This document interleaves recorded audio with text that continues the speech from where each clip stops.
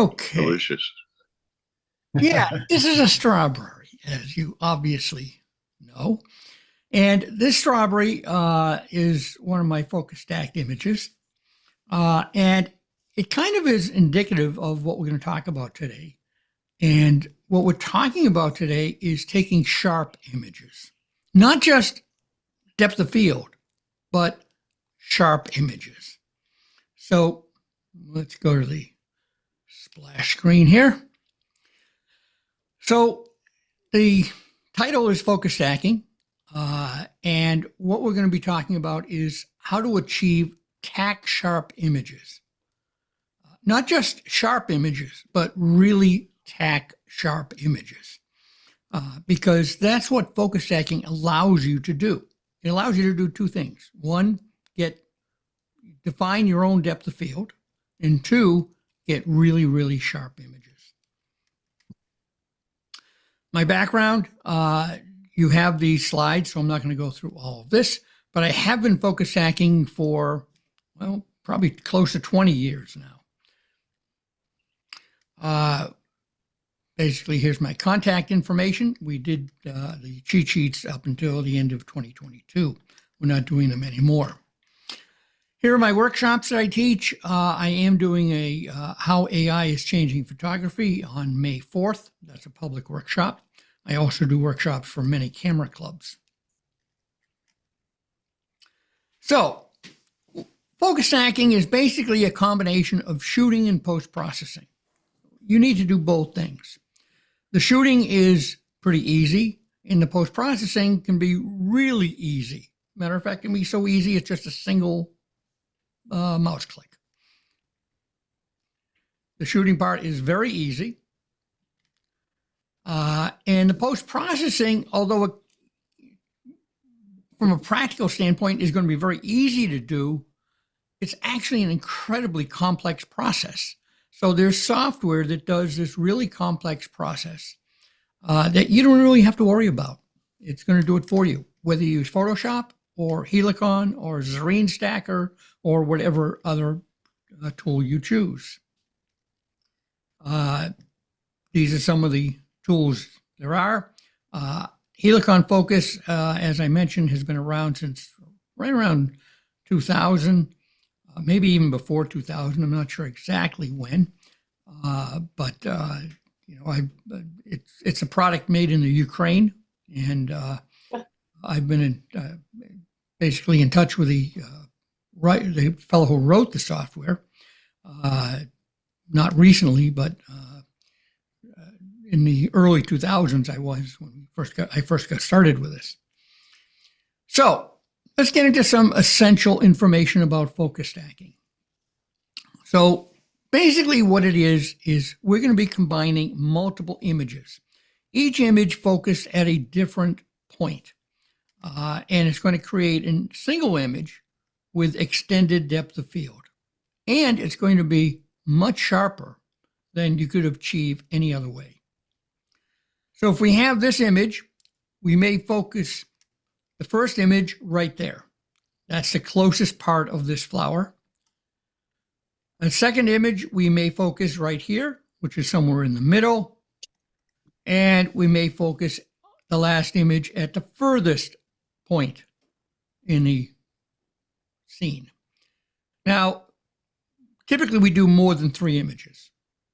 This shows 3 images, but it's just sort of an example. I'll show you more. But for this flower, we may shoot, maybe 20, 25 images. The result is a single image that has extended depth of field, where literally everything is in focus. So, again, we're combining multiple images, each focused at a different point. So if we're taking a picture of this flower, and this is a focus stacked image of a flower, we're going to take multiple images. The distance between where we focus each image is called the focus step width or increment. So the very first image, we may focus right there. Then we may focus there, then there, then there. And we keep taking images until finally we take our last image focused at the furthest point. The sharpest part of each of these images is the software is going to take the sharpest part of each of the images we've taken, and it's going to combine them into a single image. Anywhere between 2 and 50 or more images may be needed. I've shot as many as 200 images for a single image. That's rare, and that only happens in a particular circumstance. But typically for a flower, we're talking anywhere from maybe 15 to 25 images. So this particular shot was taken with 11 images. And the number, you see the number at the top left changing, and that's the number of the image. And you can see each one is focused at a slightly different point.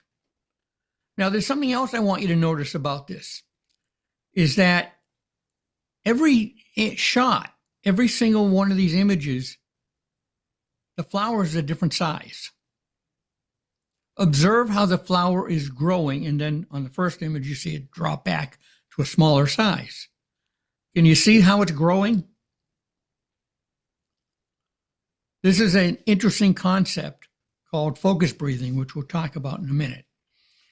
But in this particular image, I shot 11 images, each focused at a different point, and we created one image that was focus stacked. If we look at these feathers, there are 6 feathers here. Each one is focused at a different point. You can't really tell because the images are so small. So here's the first and the last images, and you can see how they're focused at different points. On the first image, the only thing sharp is really, whoops,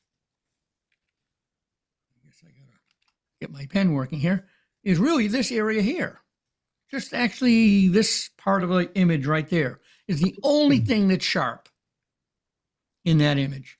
In the last image, the only thing that's sharp is the center part of the feather. And each individual image in between is focused at a different point. So in the first image, this is the only part of the first image that is sharp. In the second image, this is the only part that's sharp. In the third, only this area. In the fourth, only this area. In the fifth, only this area. And on the sixth, only this area.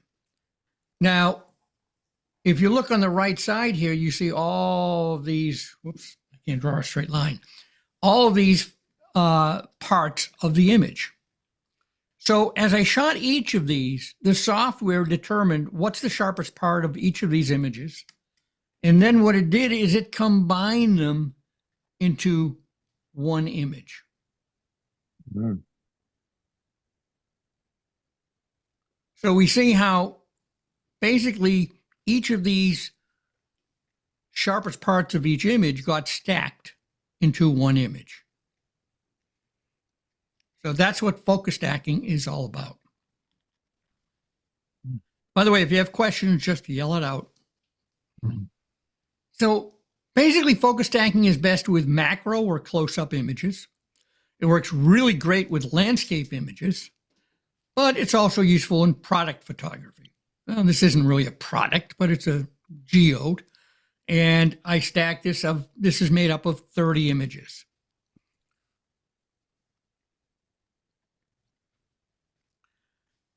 For macro images. Bert, yep. On that feather, did you go towards infinity or away from infinity?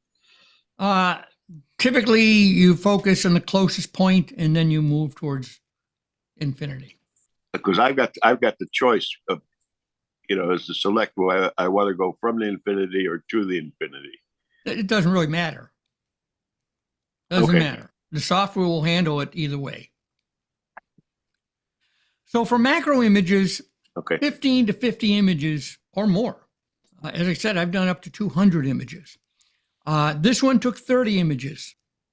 The larger the subject, the less images you need.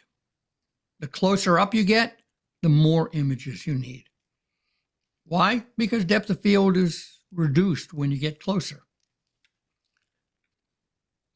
For landscapes, I typically shoot 2 or 3 images. You could shoot up to 10, I guess. Some people do. I find you don't need to do that. I'm going to show you a bunch of examples or some examples today where I've only shot 2 images for a landscape. If you're shooting with a wide angle lens, you're shooting at f8 or 11, you have quite a bit of depth of field anyway, and 2 images I find is more than enough.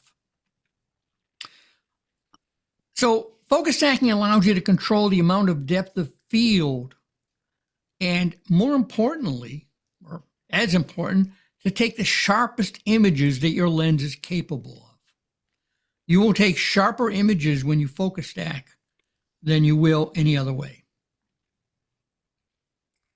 So again, we're shooting multiple images, each focused at different points. We're combining them into one stacked image. So here's the geode. And I'm basically what I have here is 7 images out of the 30. And you see, this is the stacked image. This is the first image I shot.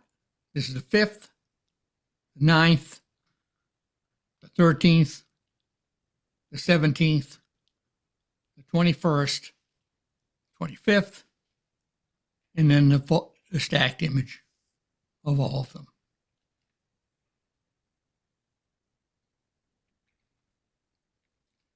This is a stack of 24 images. Almost all of my shots were taken with a Nikon 105 millimeter f2.8 lens, and almost all of them were shot at f8. And I'll explain why that is later. So let's talk about sharpness, because I mentioned that not only do we get depth of field, but we're getting sharper images. So let's understand what sharpness is. So basically, sharpness can be defined as how clearly detail is rendered. Well, lenses really only focus at a single point. When you focus your lens, you're focusing on a single point. And every other distance is defocused. In other words, it's out of focus.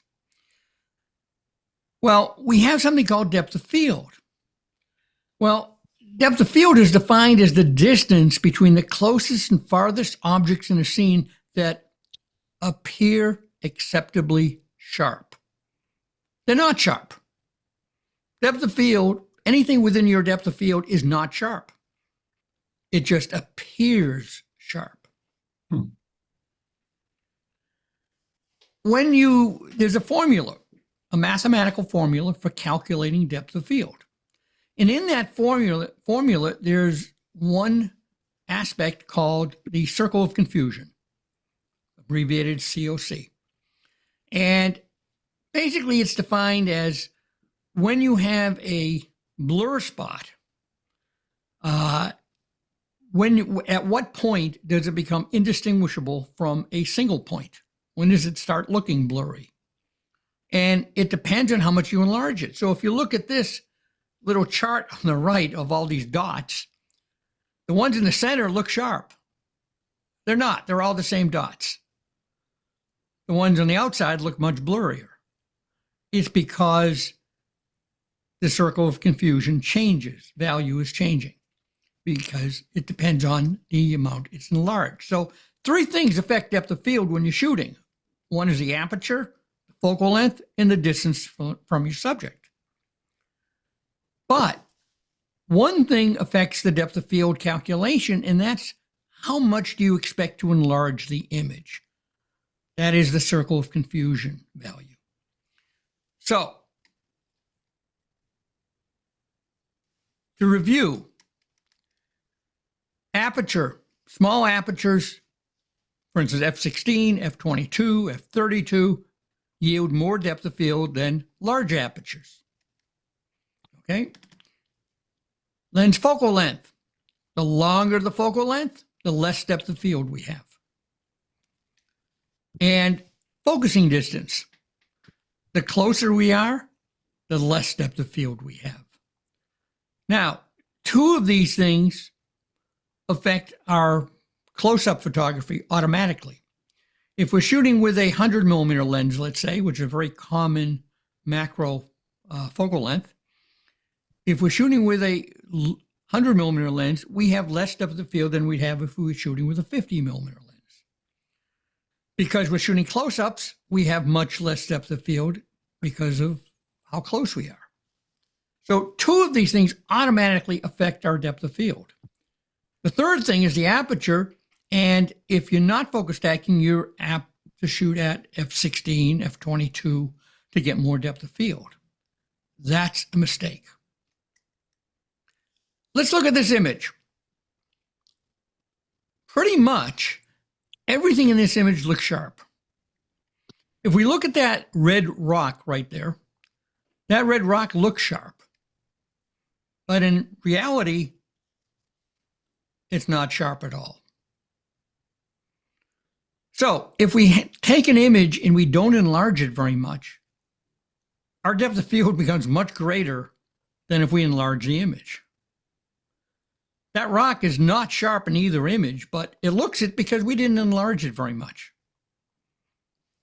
So the more we enlarge an image, the more we exaggerate blur. Again, when we focus on something, we only focus on a single point at a single distance.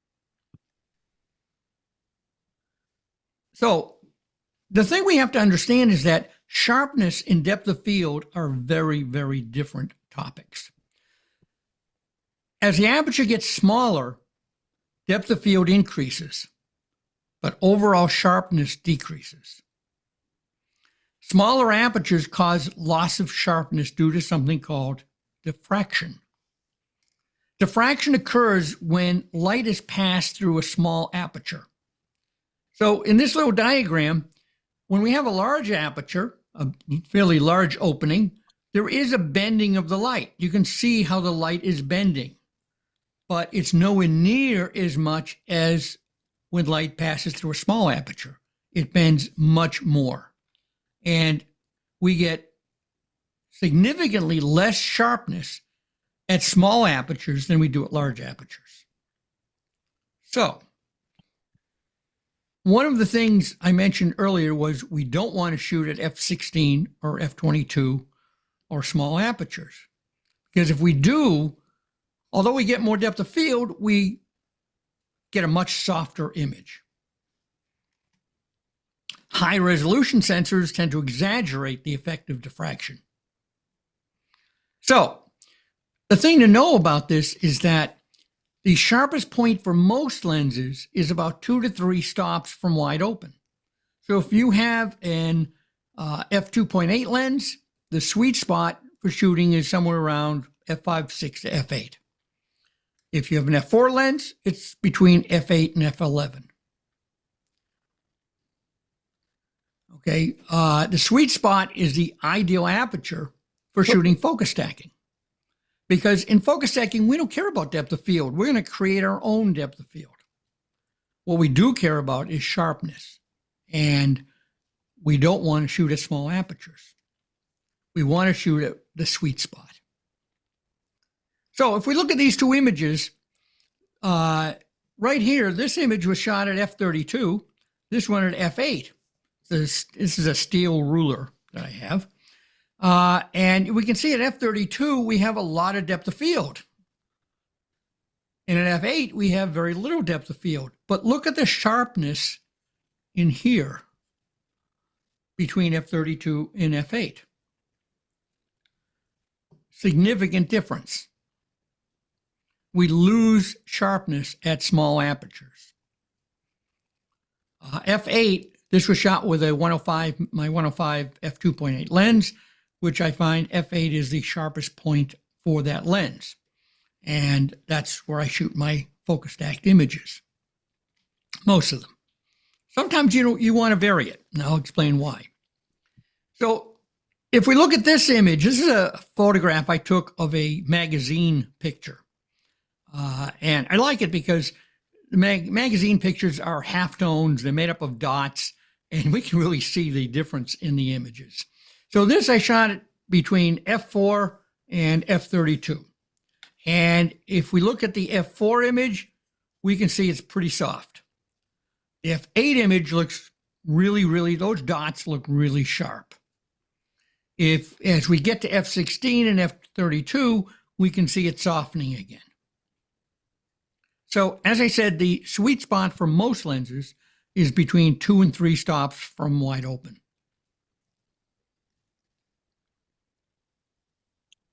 Questions? Thoughts?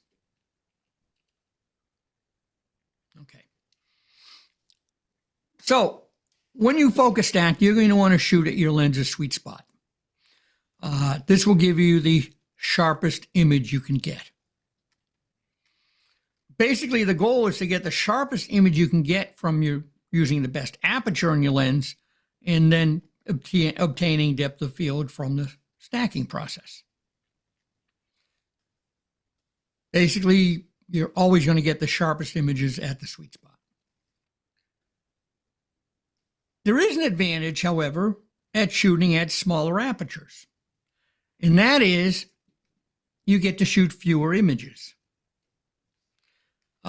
Because smaller apertures do yield more depth of field. So the focus width between the distance between each image that you shoot can be greater if you use a smaller aperture. And really, if you go one aperture smaller or larger, there's not going to be a huge difference. Sometimes, though, if you're shooting a subject that moves, maybe an insect, and you want to shoot fewer images because you're not sure when the insect is going to move, you may want to shoot at a smaller aperture just so you can shoot fewer images and get the shots done quicker. It's a balancing process. Yep. I see your example of shooting the ruler, for instance. If I wanted to have a picture of the entire ruler, it would take a whole lot of exposures at that very small area of focus, where I might be able to get by with a bigger one. Bigger chunks. Yeah, I mean, we obviously at f8, we have that much depth of field.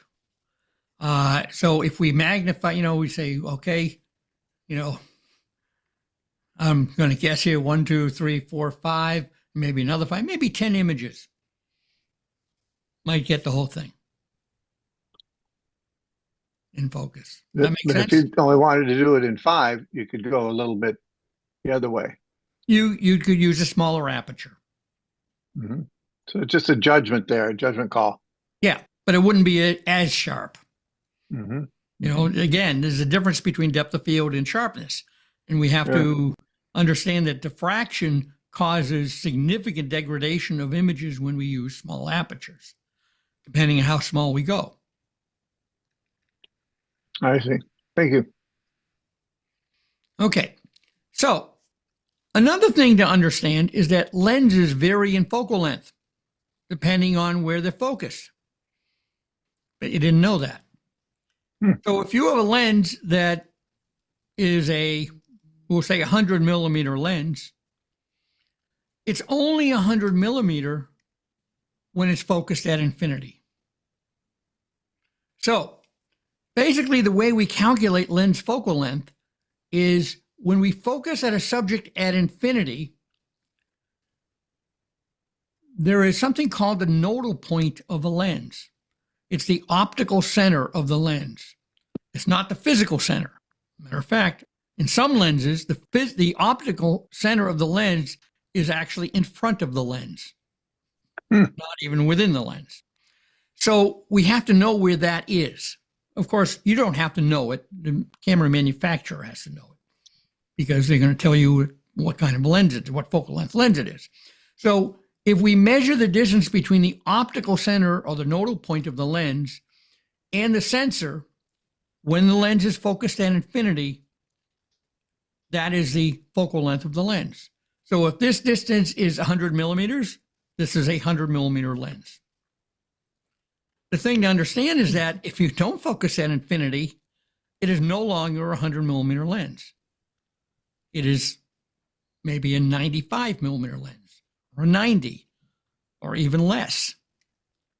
Okay, when you focus at any distance other than the focal length, than infinity, the focal length is shorter than the stated length of the lens. So, for instance, my Nikon 105 millimeter f2.8 lens, which I love to shoot with, has a very wide focusing range. It's a macro or micro lens. So when it's focused at its closest focusing distance, it's actually a 70 millimeter lens, not 105. That's a 33% difference. So as you change your focus, the focal length of a lens changes. This is called focus breathing. So if we look at the first and last image of this, I'll call it a flower. I'm not sure what it was. I bought it in a grocery store. It came in a bunch of flowers. But this is a animated image, and you can see it cycling between the first and last image of a stack that I shot of this flower. And you can see how it changes in size. This is because of focus breathing. Focus breathing causes, because each image is focused at a different point, we have a different focal length, therefore the magnification changes. Okay, so that's one thing to understand about it. Focus stacking software has to deal with this. Focus stacking software has to be able to align all of the images that you shot so that they're not different sizes. Okay, earlier I mentioned that the post-processing process is extremely complex. This is one of the really complex parts of it, this alignment.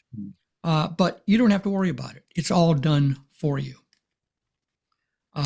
You can handhold for stacking. I've done it, and it works because this focus stacking software will align your images, even though you may move your camera a little bit. It's impossible to hold it steady. But a tripod's always your best option when stacking. You also want to turn vibration reduction or image stabilization off because this can cause misalignment.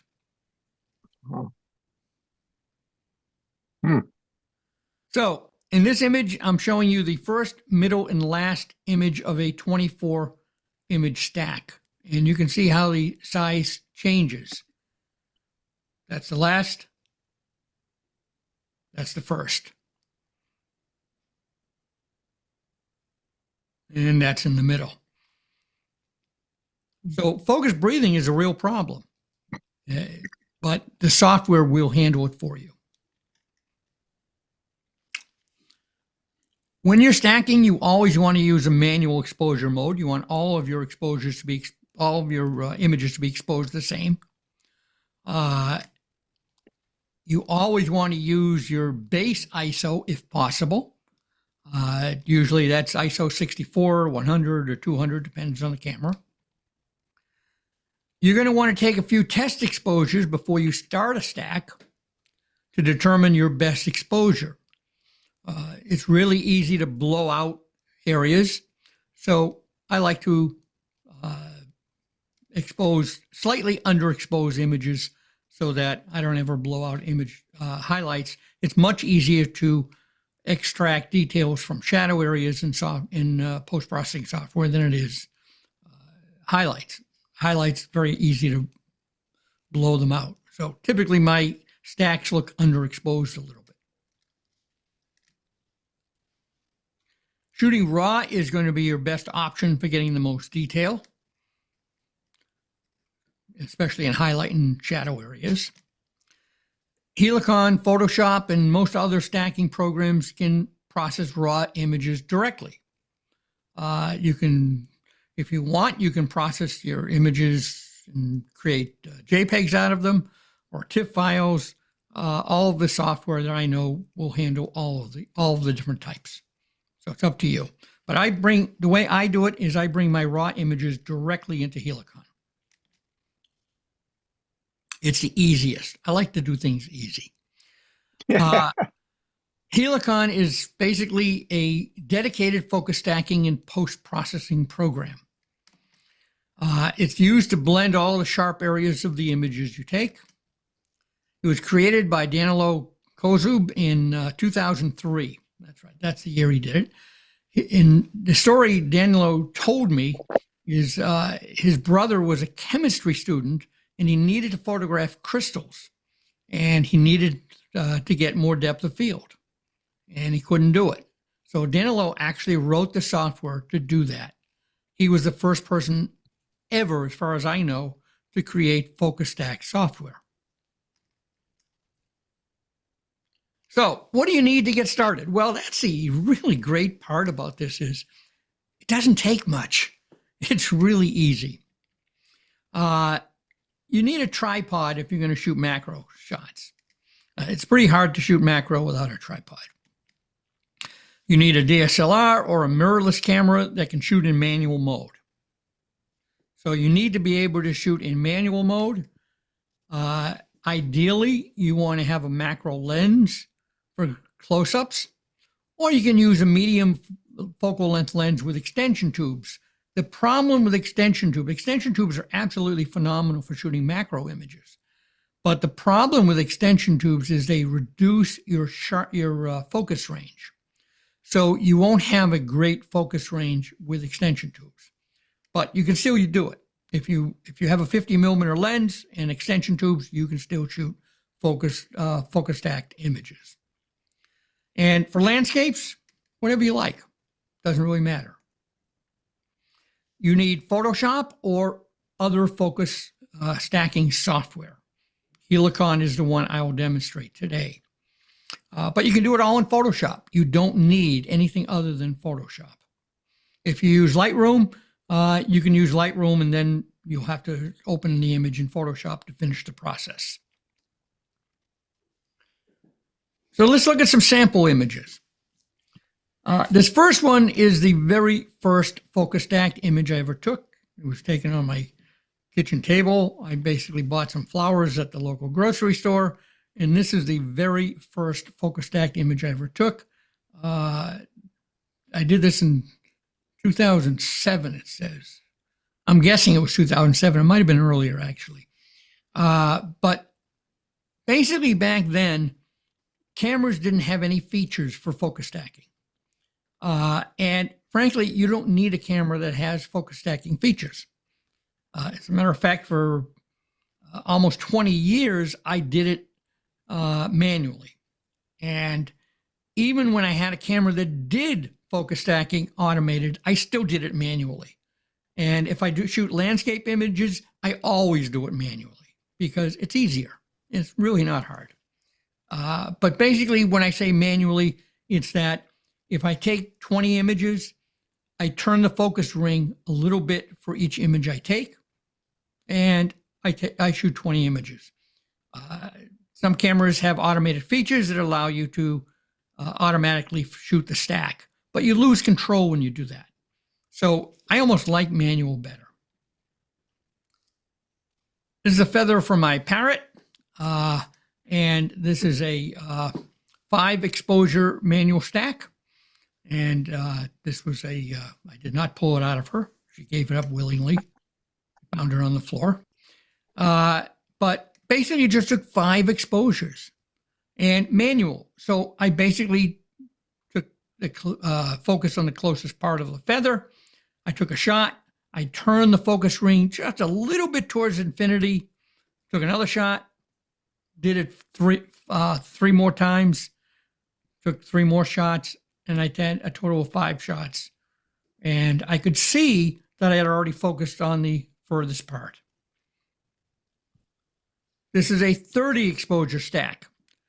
Once you get away from shooting manual stacks, you tend to shoot more images because you don't know how many you need. And the automated versions, the cameras that have an automated feature for shooting, they don't really, you kind of lose control, but it's easier. So, it depends on what you like. But this is a 30 exposure stack, f9. It was shot with a 105 millimeter lens. This is the strawberry you saw in the very first slide. I basically shot it with a skewer, a bamboo skewer, to hold it up. The other end of the skewer was actually stuck in an apple. Strange way, but that's how I ended up shooting this. And I used black cardboard for a background. I'll show you how I do my backgrounds and how I do my lighting. This is a 20 exposure stack. And you'll notice we have nice depth of field here, nice bokeh in the background. You can define how much depth of field you have, how much you want sharp. Here's another example of defining how much you want to have sharp. In this image, I did not want the back petals to be sharp. I only wanted the front petals, or rather the, I forget what they call it. No, it's not a stamen. There's actually a different name for that. Those brown things. Pistils. I can't remember the name. Pistol. What is it? Pistol. No, it's not a pistol either. It's with A, as I recall. I can't remember. But in any event. Hot dog? Yeah, whatever it is. This is the area I wanted sharp, and I did not want the background to be sharp. And it's very easy to do that. I'll show you how to do it when we get to that point. In this case, I wanted everything to be sharp.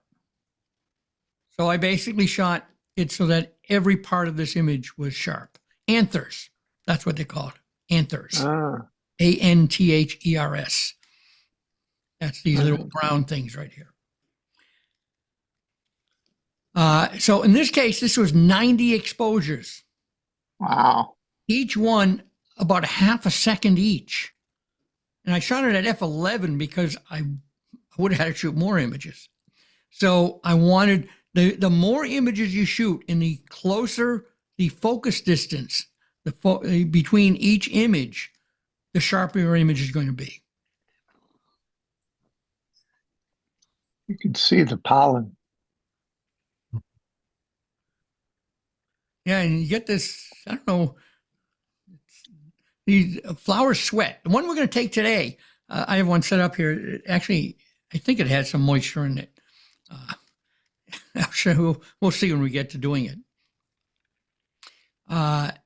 But this was 144 exposures. And what I want to point out is do not underestimate the importance of post-processing.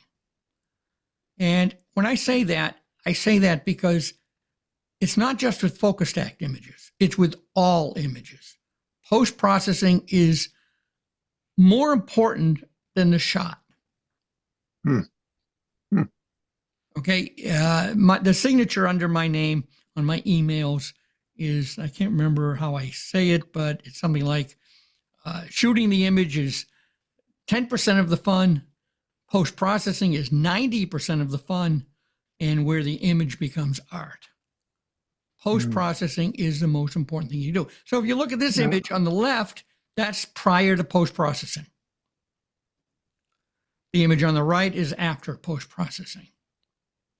They're very different images, even though they're the same image.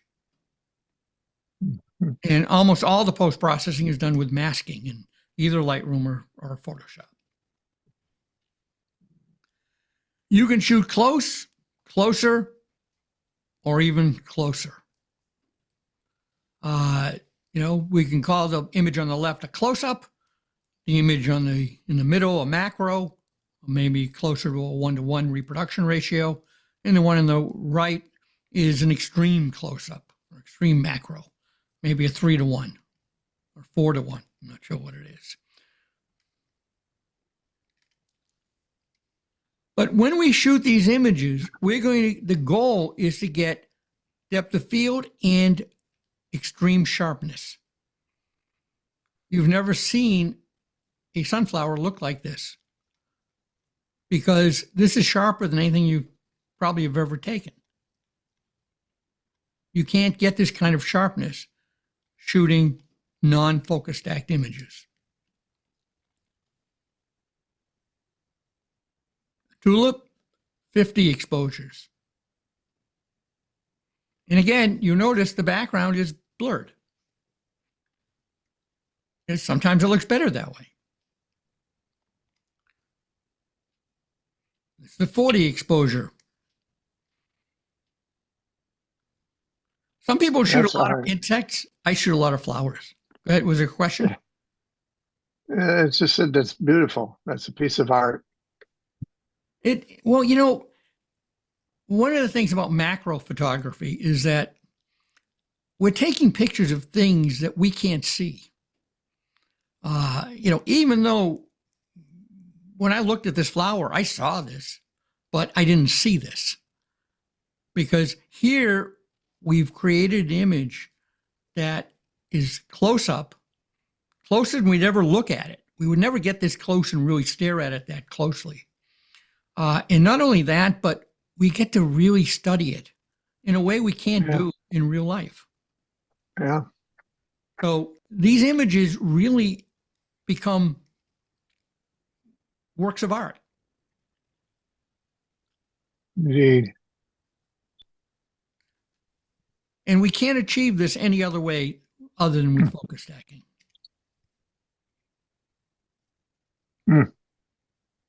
Inspiring, Bert. Very inspiring. I hope they are. That's my goal. This is a manual stack. This was shot outdoors. There's a garden in late September. We have dahlias. They have a whole section of dahlias. And I love shooting dahlias. They're my favorite flowers. But this was shot probably on a tripod, but it was a manual stack. I basically just, even though my camera does it automated, I did it manually. I just turned the focus ring, well, actually, no, I didn't. 30, oh, it says, yeah, I did. This is a manual stack, 36 exposures. So I took quite a few exposures manually. I like doing it manually. It's kind of like driving a standard car. You kind of feel like you're doing something. The stick. Yeah. Yeah. Another outdoor image.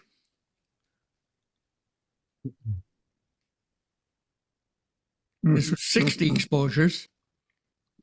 Wow. I'm sure you've had exhibitions of these photos, right?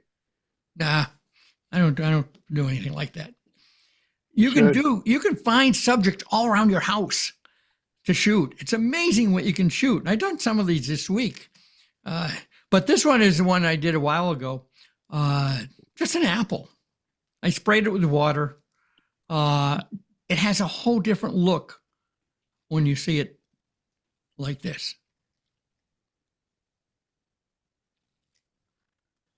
I love a spray bottle because you can make any flower look interesting, more interesting. But in any event, this is a stack. I'll show you how I light these. My lighting is incredibly simple. I don't like to do anything complicated. My lighting is really, really simple, typically one light. And I'll show you the lights I use. This is the same image. Well, it's not the same image. It's the same flower. And basically, I think it's this section right in here. Or maybe here. That's where it's got to be, right there. It's got to be right. This section right here is just a close-up. And what I did here is I shot it with a 105 millimeter macro lens, and I used extension tubes. So I was able to get a lot closer, more magnification than 1:1. And that is 125 exposures. Okay, so because it's so close and the magnification is so great, it requires a very small focus width increment, the distance between each image. where you focus. And it requires, because you're so close and the magnification so great, you have very little depth of field. So it requires many, many, many more images. And I could have shot a lot more than that because obviously I didn't even get the tip of this in focus. Soap bubbles. Dish soap, just plain old dish soap. Wow. This was a spider web next to my front door. The driveway is in the background. I didn't want the driveway. If I took this at f/22 and didn't focus stack it, the driveway you'd see there was a driveway there. I didn't want you to see the driveway. So I focus stacked it shooting at f2.8. So what I did is I got very little depth of field, but I shot a lot of, I only shot 5 exposures. I'm not that close to it. And I was able to, I shot it at 120 millimeter, probably with a 70 to 200 millimeter lens. And I was able to blur the background because I shot it at f2.8. I'll have some more examples of shooting at f2.8. You can shoot landscape images. The problem with shooting landscape images, there are actually 2 problems, but you can get great results. So here's an image shot at my backyard. I think it was last fall or the fall before that. I got the camera real low to get some of the leaves in the foreground and the background. But what I want to show you is that because there was wind blowing, we got some blurred parts of the image there. And outdoors, if you focus stack, what you're going to end up with is, if anything's moving, you're going to get it in different places in each image. And the software can't align, the static items and the dynamic items. So you're going to have blurring like that. And this is a minor example of it. And that's, up in this area here, you can't even see it because it's not enlarged very much. But this is basically a 13 exposure stack. I shot at f8 with a 14 millimeter lens. It was tripod mounted. And you can see that the range of depth of field is pretty significant. Another landscape image. I shot this probably the same day, different location, a little park near me. And this is 20 exposures at f8. And you can see everything from the very, very front foreground to the background is in focus. Again, another fall image. This is 20 exposures. And you don't really need that many exposures. When your camera does it automatically, you kind of get carried away. Easy to get carried away. This is the very first landscape image that I did. This was in 2007. This is Monument Valley Tribal Park. And it's basically just 2 images. It was shot at f11 with a 105 millimeter lens. Basically, I focused on this area in the foreground and this area in the background, and I shot 2 images. Just 2 images. And I probably should have shot another one focused somewhere in the middle, but I didn't. And it still looks pretty good. You get the nice sharp foreground. This is a 3 exposure manual stack. First one was on this bush in the front. Maybe the second one was here and the third one was here.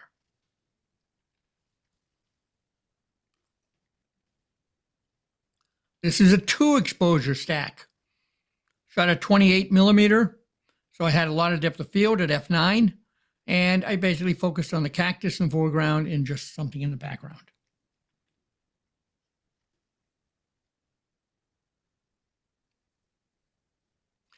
This next one is a manual exposure without a tripod.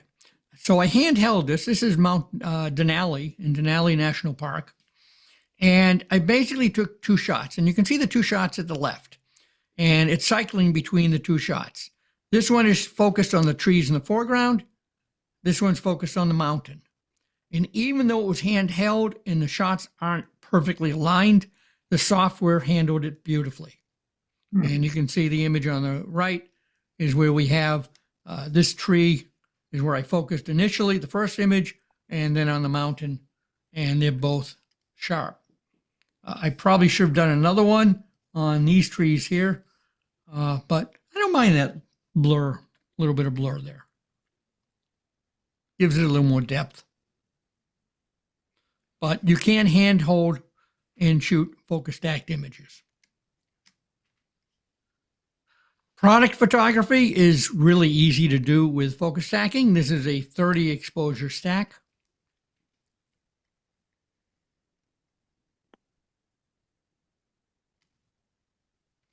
Again, this is that geode 30 exposure. This next image I took last week, or this week, earlier this week. Basically, I looked through my drawer, find out what I could shoot. I found a hose clamp, a really small hose clamp. You can see next to a nickel, it's about the size of a nickel. And basically, I just shot the top of the hose clamp. I don't know, I didn't record how many images I shot, but there was probably, I'm going to guess it was probably around 40 or 50, maybe more.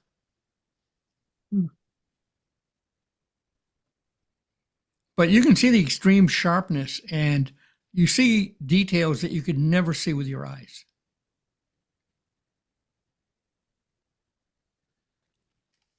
This is an image of a CD-ROM I sprayed with water. And CD-ROMs have all kinds of color on them. They make really interesting macro subjects. So this is a 30 exposure stack of just water sprayed on a CD-ROM. And you don't even damage the CD-ROM. What was the light source on that? It was a single LED panel. And you can almost see the size of the panel here in the reflection in the in each bubble. But it was basically just one single panel. I'll show you the panels I use. Coming up. This is an interesting picture. I've always wanted to take this picture. I've tried it before and it never came out that well. It took a little practice, but we had snow last week, or this week. Earlier this week, we had snow. And basically what I did is I wanted a focus stacked image of snow. So on the left here, this is a single image from the stack. Now this was shot at 1/1600th of a second. So I had a very fast shutter because I wanted the snowflakes to be, I didn't want blurs on them. And I basically shot 20 exposures. And when I combine them, we see the depth of snow, and all the snow is sharp and the background isn't, because I didn't want the background sharp. But kind of an intriguing image. I'm not sure, it's not going to win any contests, but it kind of is intriguing and showing some of the stuff you can do with focus stacking if you just use your imagination. I found these on Amazon, and you can find all kinds of things like this. These glitter cardstocks make really interesting backgrounds for macro images or focus stacked images. So I bought a stack of these, and you get 2 of each color. It's kind of astounding. For $12.99, you get these 40 sheets of all different colors, and you can play with them. So here's an image I shot of a flower. How big are they? They're I think they're A4, which is a little bit bigger than 8.5 by 11, or 8 by 9, or I don't know. 8 by 12. I don't know what A4 is. I see them hanging there now. Yeah. Yeah. So did they say what it is? No, they don't tell you there. Yeah, it's either 8.5 by 11 or A4. And basically, I put them in a couple up there. I wasn't sure what color I was going to use. And I ended up using the one on the left or right. They're both the same. But you can see my 3 lights. This is one of my panel lights. right there. Those are the two panel lights. And then I have this little light. I'm not sure where I got that light. It's an LED light. It's actually a different color temperature. And I kind of backlit the flower with it a little bit. Didn't really do much. But I used one light just to light the background because I wanted to get some glitter. And I used the single light over here just to light the flower. And I always try to keep my lights off to the side so we get shadows. You want shadows to give you depth. And this is the image. Wow. Yeah, the glitter background is kind of cool. You know, it's just fun to play with. So that was that image. I then did another image. This little flower here with a red background. And again, I had one panel light kind of lighting the side of the flower and the other one, the other side of the flower. And I had this guy lighting the background. And basically, this is the image I ended up with.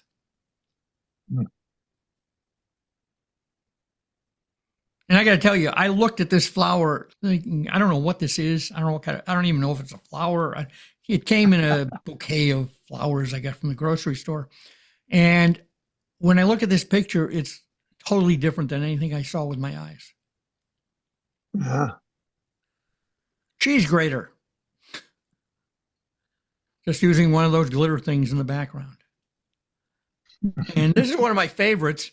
This was just a little sieve, kitchen sieve, small one. I mean, I don't think it's more than 4 or 5 inches in diameter, maybe six inches in diameter, let's say. And basically this background, I basically took 3 or 4 of those glitter things, put them together, overlapped them. And they were actually in this background, but I then used masking in Photoshop to mask out the edges so that I kept it all black because it looked a little busy with the color all around. Yeah. So kind of an intriguing image. I'm sure if Andy Warhol were alive today, he would love doing this. Yeah. You know, I mean, that's the kind of stuff he did. A fuse. I found this fuse in my drawer. Not sure what it was for, but I decided to photograph it. And basically, you can see that I had one light right here. And basically, that light wasn't on when I took this picture. I just made it white so you see there was a light there. Because when I took it with a light on, it just was too bright looking right into the camera. I took this with my phone. But you can see the fuse just on this glitter, this green glitter. And this is the image. Just one light. You can see the highlight on the left side of the fuse here. Did you make the gradation in the background in Photoshop? No, I didn't. Actually, it was natural. I mean, I don't know if I exaggerated it, made it darker at the top. I could have done that, but the light was basically lighting the front, and the back of this, everything from here back was dark. And it basically, that's what you're seeing. I see. Yeah, it's amazing what you can do with one light. Oh, yeah.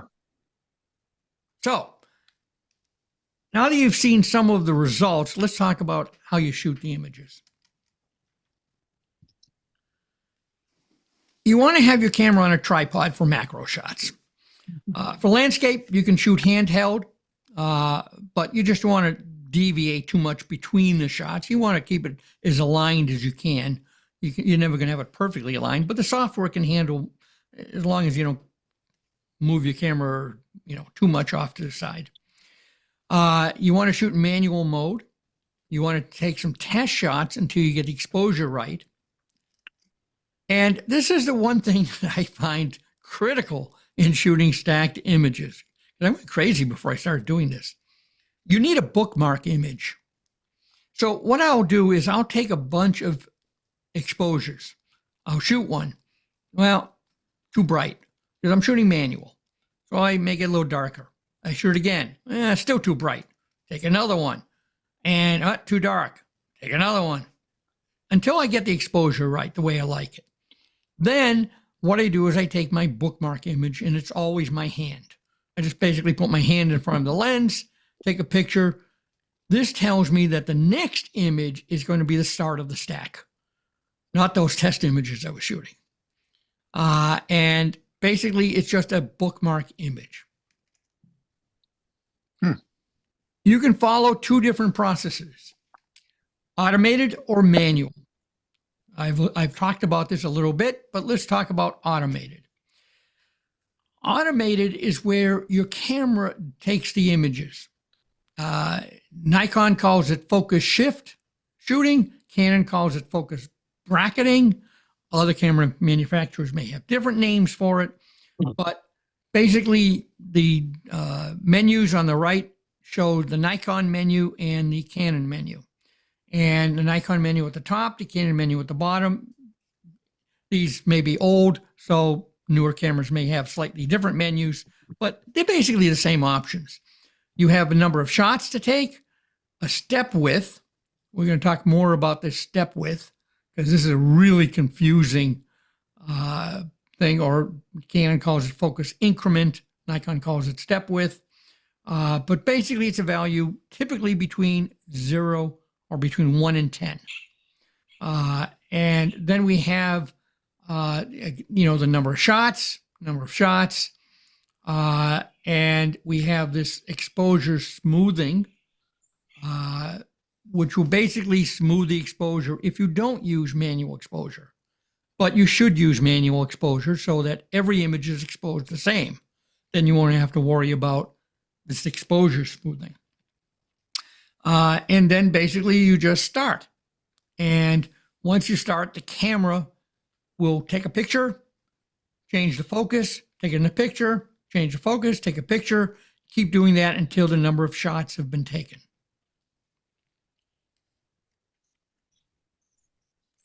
Canon, their R series, the 90D is the earliest one, I think, in Canon, and all of the newer cameras have focus bracketing built into them. Nikon D850, D780, and all the Z series have it. A bunch of other cameras have it as well. You can also shoot automated with Helicon Remote. I'm going to demonstrate Helicon Remote because it's a pretty amazing piece of software. It really, really makes shooting, takes all the guesswork out of shooting. But Helicon Remote is a pretty amazing piece of software, and it will do all of the shooting for you. And you can use a phone. It now works with iOS. It didn't for many years, but you can use Android, iOS, or you can use a desktop computer or a laptop computer. You're limited on the number of cameras, though, correct? They keep adding them, but you may be. I don't know. They're still on Canon and Nikon. Because I downloaded it yesterday and I found out I couldn't use it. Yeah, it doesn't support all of them. I was going to try it with a Z camera.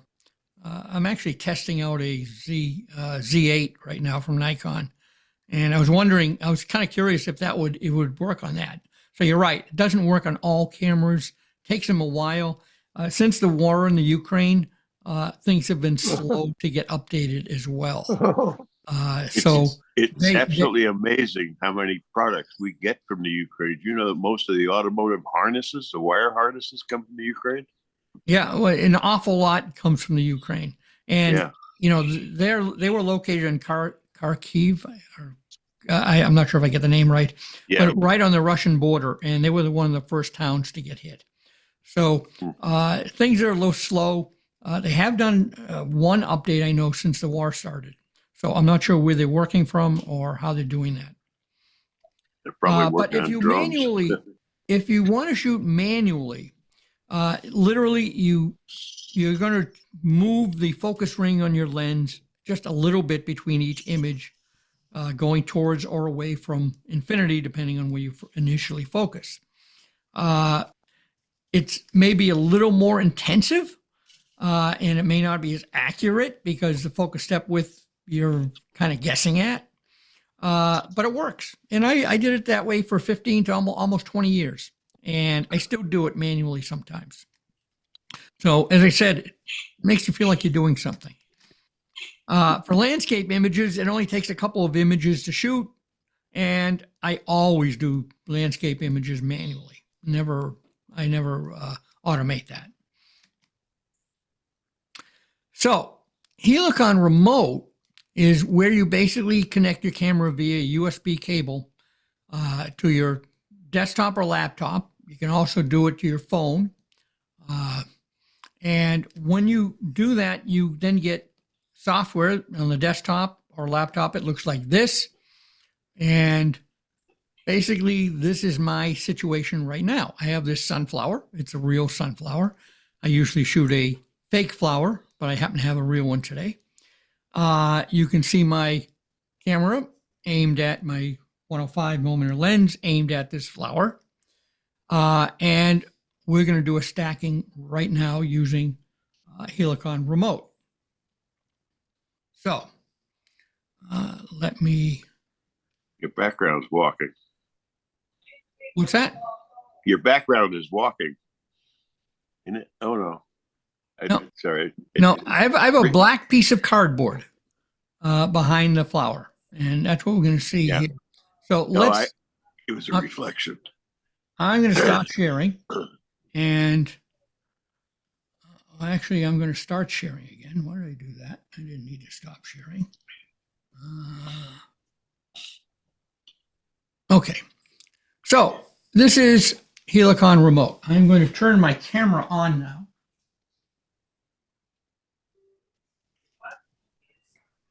And there we go. So this is where my camera is aimed right now.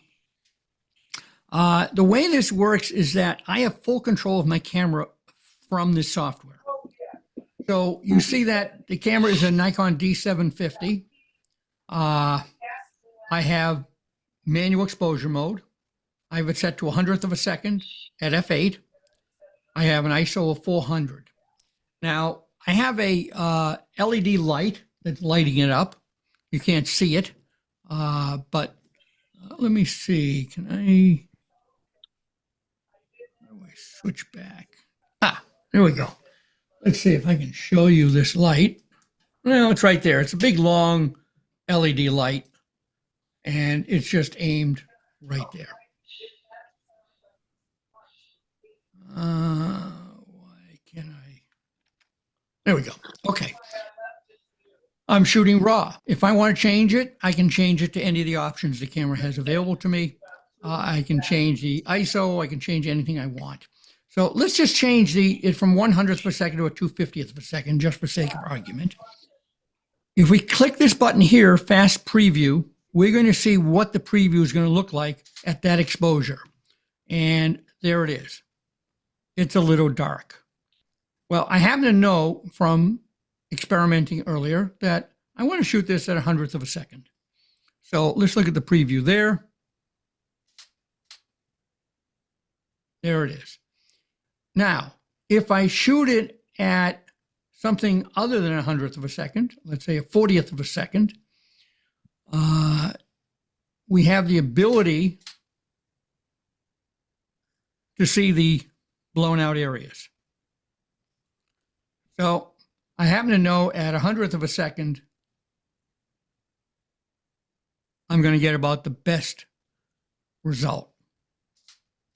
And there it is. So you can decide your exposure based on this. I'm going to shut off that highlight warning.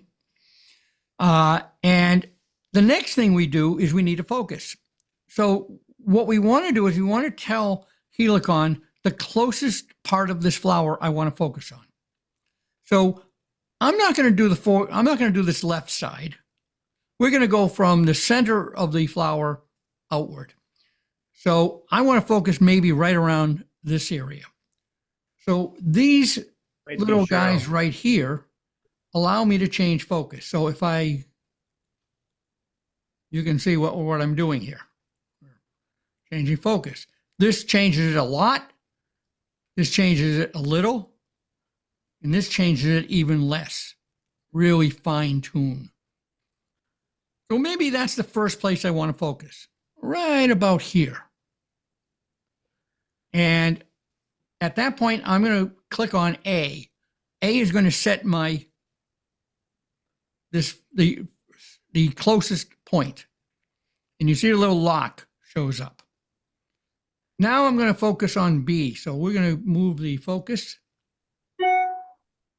Okay, that's too much. Let's go back.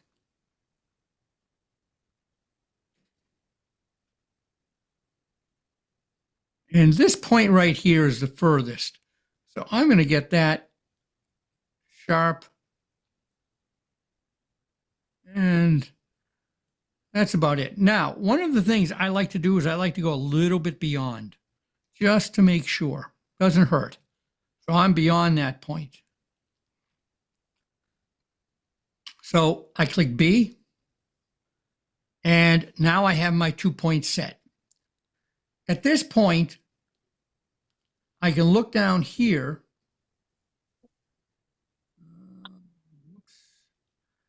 And I can see I'm going to take 18 shots.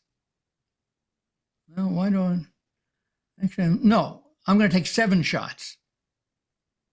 And it's setting the interval at 3. It knows based on the lens, the aperture, it knows what the depth of field is. It knows how to set the interval, how many shots to take automatically. So let's shoot this stack. Basically, I'm going to come up here and I'm going to say, it's not there. I forget where it is here. Let's see. Take picture. Why am I forgetting where this is? The top, take picture. Yeah, no, not take picture. It should be. I forgot where this is.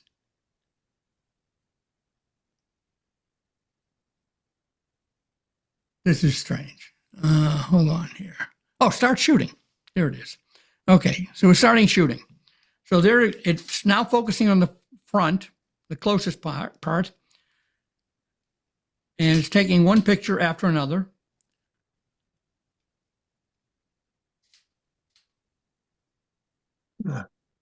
Crazy.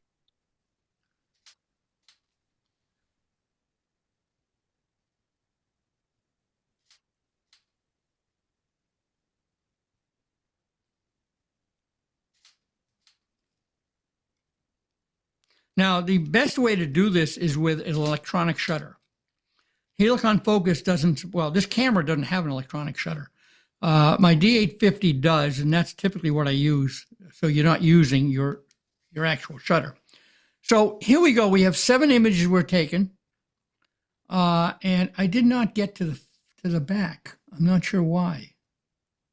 That's interesting. It didn't get me all the way to the, oh, maybe it's not focused there. Let's do it. I'm going to just say yes. It's going to open it in Helicon Focus. Here are the 7 images. I'm going to click the button that says render. And it's going to go through the process. There are 3 different methods you can render with. I'll explain them in a little bit. Yeah, it did it. Here we go. Wow. So we're focused from this point all the way. Well, that didn't get focused, did it? Interesting. Yeah, I may not have done it exactly right. But we do have, it looks good to me. But, Yeah. But basically that's the process. So Helicon Remote will make it easy, but you can do this manually. You don't have to have software to do this. Okay, I'm going to, just for the heck of it, I'm going to save this. We'll save it as that. I saved it as a DNG. Okay. Is there an advantage to the DNG? It has more dynamic range because DNG is a 14-bit image. You get more shadow and highlight detail. Right. a TIFF, you could do it to a 16-bit TIFF and you get the same thing. So basically that's what we just shot. And if I wanted to shoot it manually, I would just basically focus on the, in the point. Whoops, let's go back there. I'd focus at the point I wanted to. Okay, there it is. And, I'd focus here. I'd take a picture. I'd focus here, take a picture, focus here, take a picture, focus here, take a picture, focus here, take a picture. Keep doing that till I get everything I wanted in focus. And to be honest with you, I like doing it that way. But if you have a camera that does it automatically, you can do that, but you're going to have to guess at the step width. And I'm going to give you some ideas on how to do that. Old school is good sometimes. It is. So basically, when you are doing manual focusing, you're going to do it yourself. Here are the steps you need to follow. You're going to set the camera to manual exposure. You're going to set it to manual focus. You're going to focus on the closest part of the subject you want to be in focus, and then back off slightly. I like to overdo it just in case I miss something in the image. I like to focus a little bit earlier than that closest point that I think is a close point, because there may be a closer point that I'm not seeing. Then you're going to take some test shots. You're going to take a bookmark image so you know where the stack actually starts. With a DSLR, you want to set your mirror up or use an electronic shutter. You don't have to worry about that with mirrorless. You're going to take the first shot. You're going to manually adjust the focus ring towards infinity, the smallest amount you can. Take the next shot and keep doing that until you've got everything you want in focus. And that's the way you do it manually. If you have a camera that does it automated, basically where the camera controls the focus, you're going to set the camera to manual focus. You're going to set the camera to autofocus. You're going to focus on the closest part that you want to be in focus. Take some test shots.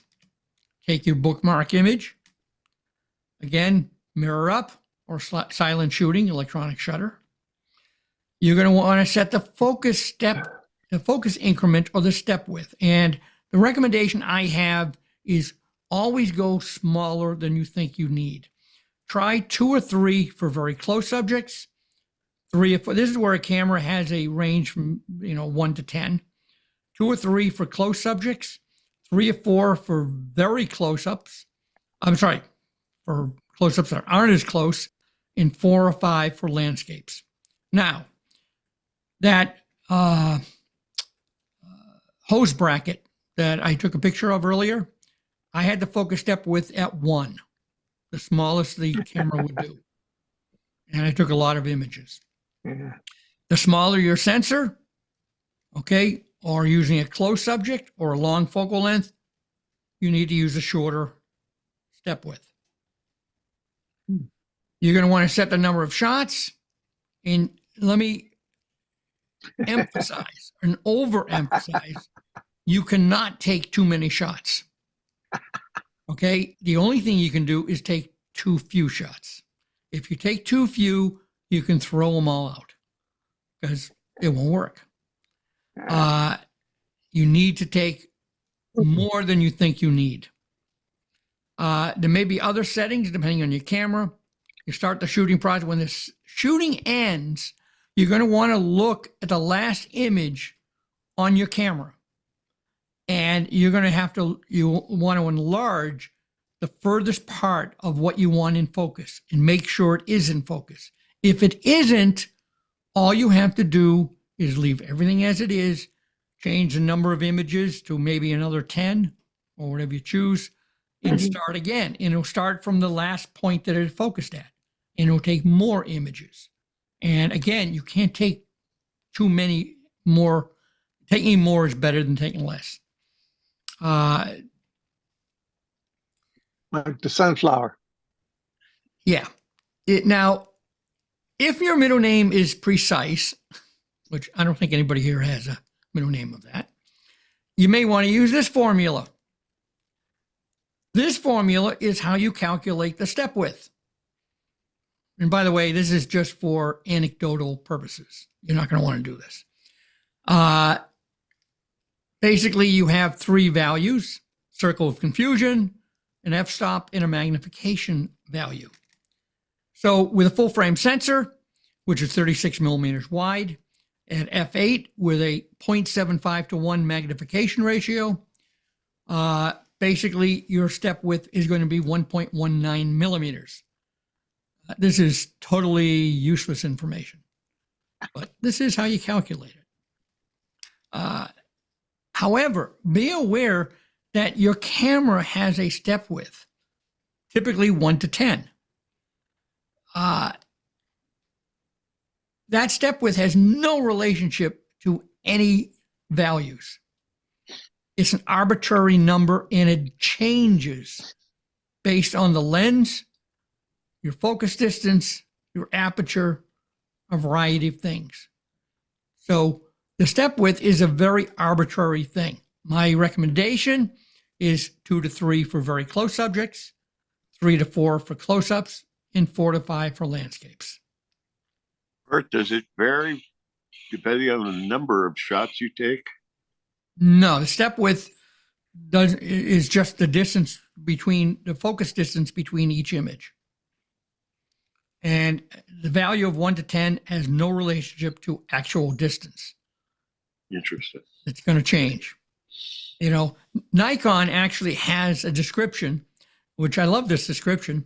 The amount of focus distance changes with each shot and is not determined solely by the focus step width, but is calculated by the camera based on a variety of lens data, including focal length and aperture. So it's probably best to experiment until you get the hang of it. This is their official, statement on it. So very scientific. I could not find that Canon has any statement on it, but Canon's the same. These numbers 1 to 10 are totally arbitrary. And again, smaller is always better. Probably the marketing department came up with that one. Yeah, clearly. So you always want to focus just before the closest point. So in other words, if I think this is the closest part of this flower and I want the whole flower in focus, I'm going to focus here and then I'm going to back off a little bit. You're always better to get more. More is better than less. Your ending point should always be just beyond the furthest point you want in focus. So if this is the furthest point I think on this flower, I'm going to want to focus just beyond that. You're always better off with more. Once you've shot the images, you're going to want to review the images to decide which ones you want to use. You probably won't want to use them all, but you need to decide what you want in focus and what you don't want in focus. So basically, you're going to start at look at the first images. You're going to enlarge them. Look at what's in focus, whether you have everything you need, and you're going to start off with the first one. And maybe the first one you want to use is this image. Maybe nothing's in focus on this first image, so you're going to start with this one. Then you're going to look at the last image, starting here, and you're going to work backwards, finding out the last thing you want to have in focus. And you're only going to use the images you need for the stack. Don't use all of them. Sometimes you want part of your image to be out of focus. So you basically want to choose what you want to have sharp. So here's an example of that lily. And on the left is the full stack, where I use all the images and you see everything is sharp. But I really like the image on the right. I don't want everything sharp. I really wanted you to concentrate on those anthers and pistil in the foreground, and I let the background blur. I didn't choose images that focused on the background. You get to choose how much depth of field you want. If you shoot the whole thing, you have lots of options. So I always recommend getting everything in focus and then deciding afterwards which ones you want to use. And you could do it both ways or a third way or as many ways as you want, right? Absolutely. When I did that snow image, I actually got images where the background was sharp and it really looked bad. And I actually got some that I didn't like where the foreground looked a little weird. So I basically just chose which ones I wanted. And I actually went through 3 or 4 iterations before I found the iteration I liked. Mm-hmm. So if you have objects that are close to your subject, close behind your subject, you can shoot with a wide open aperture. Remember, diffraction affects small apertures. Typically, when you have, for instance, my 105 f2.8 lens, I shot images of that magazine picture, if you remember back, at f4, f8, f16, f22, f32. One of the things that you noticed was f4 wasn't as sharp as f8. It just isn't on most lenses. So you're not going to get as sharp an image, but it won't be as blurry as shooting it with a small aperture. So if you shoot with a wide open aperture, you can get much better bokeh. So you lose the sharpness obtained at the sweet spot, but shooting wide open offers an opportunity to shoot with more bokeh. So with this image, I had some colorful flowers close behind it, but I wanted to blur them. So I shot at f2.8 with a very small focus. And when you shoot at f2.8 wide open, you're going to have a very small focus step width. Okay, so here I was able to get the flower all in focus and I was able to blur the background. This was a 50 image stack shot at f2.8 with a focus width of 1. In this one, I had some colored lights behind my flower and I wanted to blur them. So again, I shot it at f2.8 with a focus step width of 1. This is a handheld image. I was in a garden, an indoor garden, and I shot this. It's 3 shots, manual focus for each of the shots. And I shot it with oh no, I didn't do it manually. I did it automated. Focus step width of 5. And I shot it at f11 because I wanted to shoot fewer images. They're gorgeous hibiscus. Yeah, and it's not the best image in the world, but it's a beautiful flower. You can shoot, you couldn't have got this much in focus if you'd shot it, without stacking it. Yeah. So let's talk about stacking the images now. So we've shot the images. Now we're going to stack them. So if you want to start in Lightroom, you can start in Lightroom, but you're going to have to finish in Photoshop. Lightroom doesn't have the ability to do stacking like Photoshop does. You can open the images you want to stack in Lightroom, and you edit either the first or last image, and then you're going to want to sync the edits to all the other images. Once you've done that, you're going to select all the images you want to stack. You're going to right-click any one of them and choose Edit In, and then Open as Layers in Photoshop. So this is if you start with Lightroom.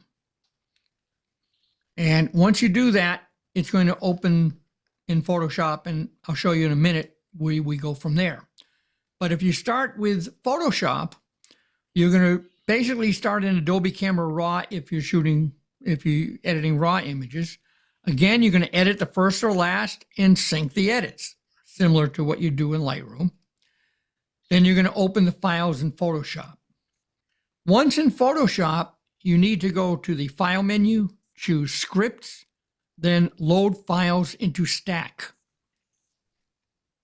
And what that's going to do is it's going to load all of the open files into one image in layers. You're going to choose Add Open Files. Basically, that guy right there. You're going to remove any files you don't want. Presumably, you want all of them. And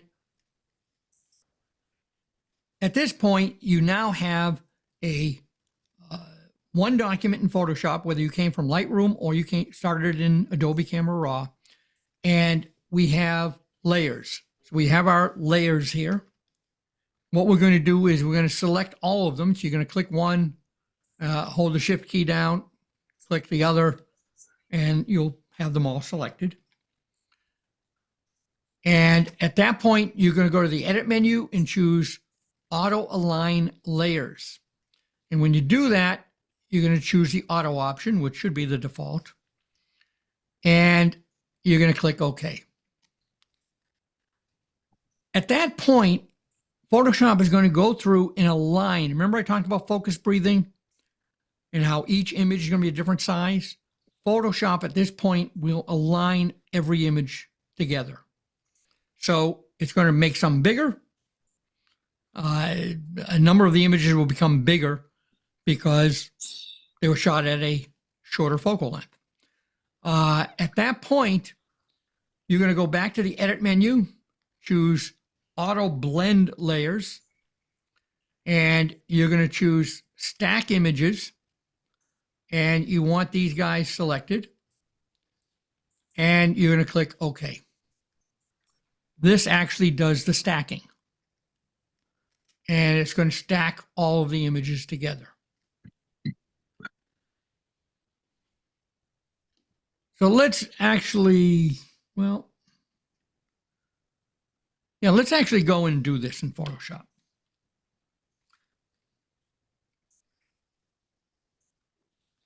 Photoshop is loading here.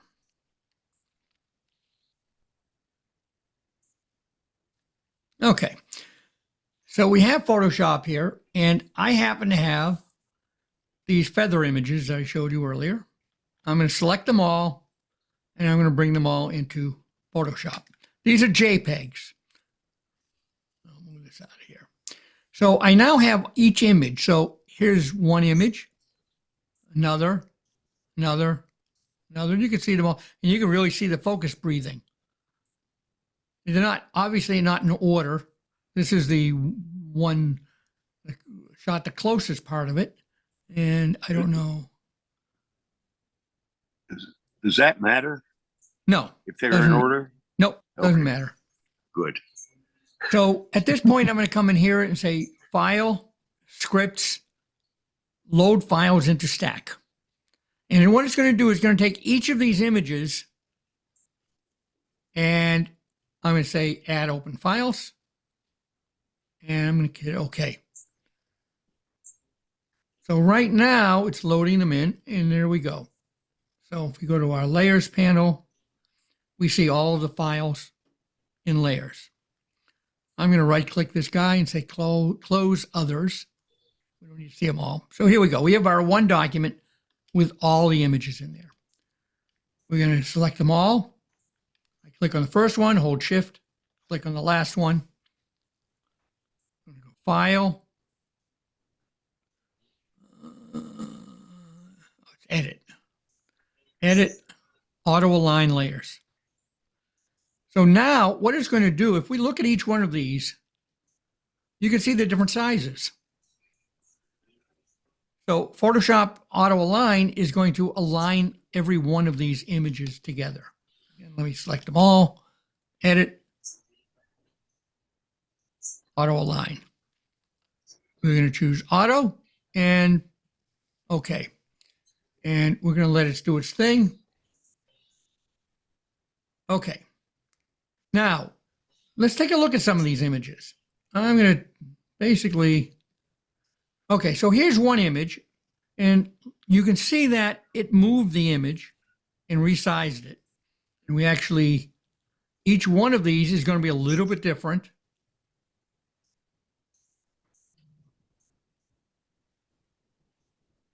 And because of the resizing and the aligning, it's actually, we're going to lose part of the edge of the image, which is one of the reasons why when you shoot a stacked image, you always want to take it from a little further away than you think you need to, because you're going to lose some of the edges. So at this point, we have them all selected. We can go to Edit,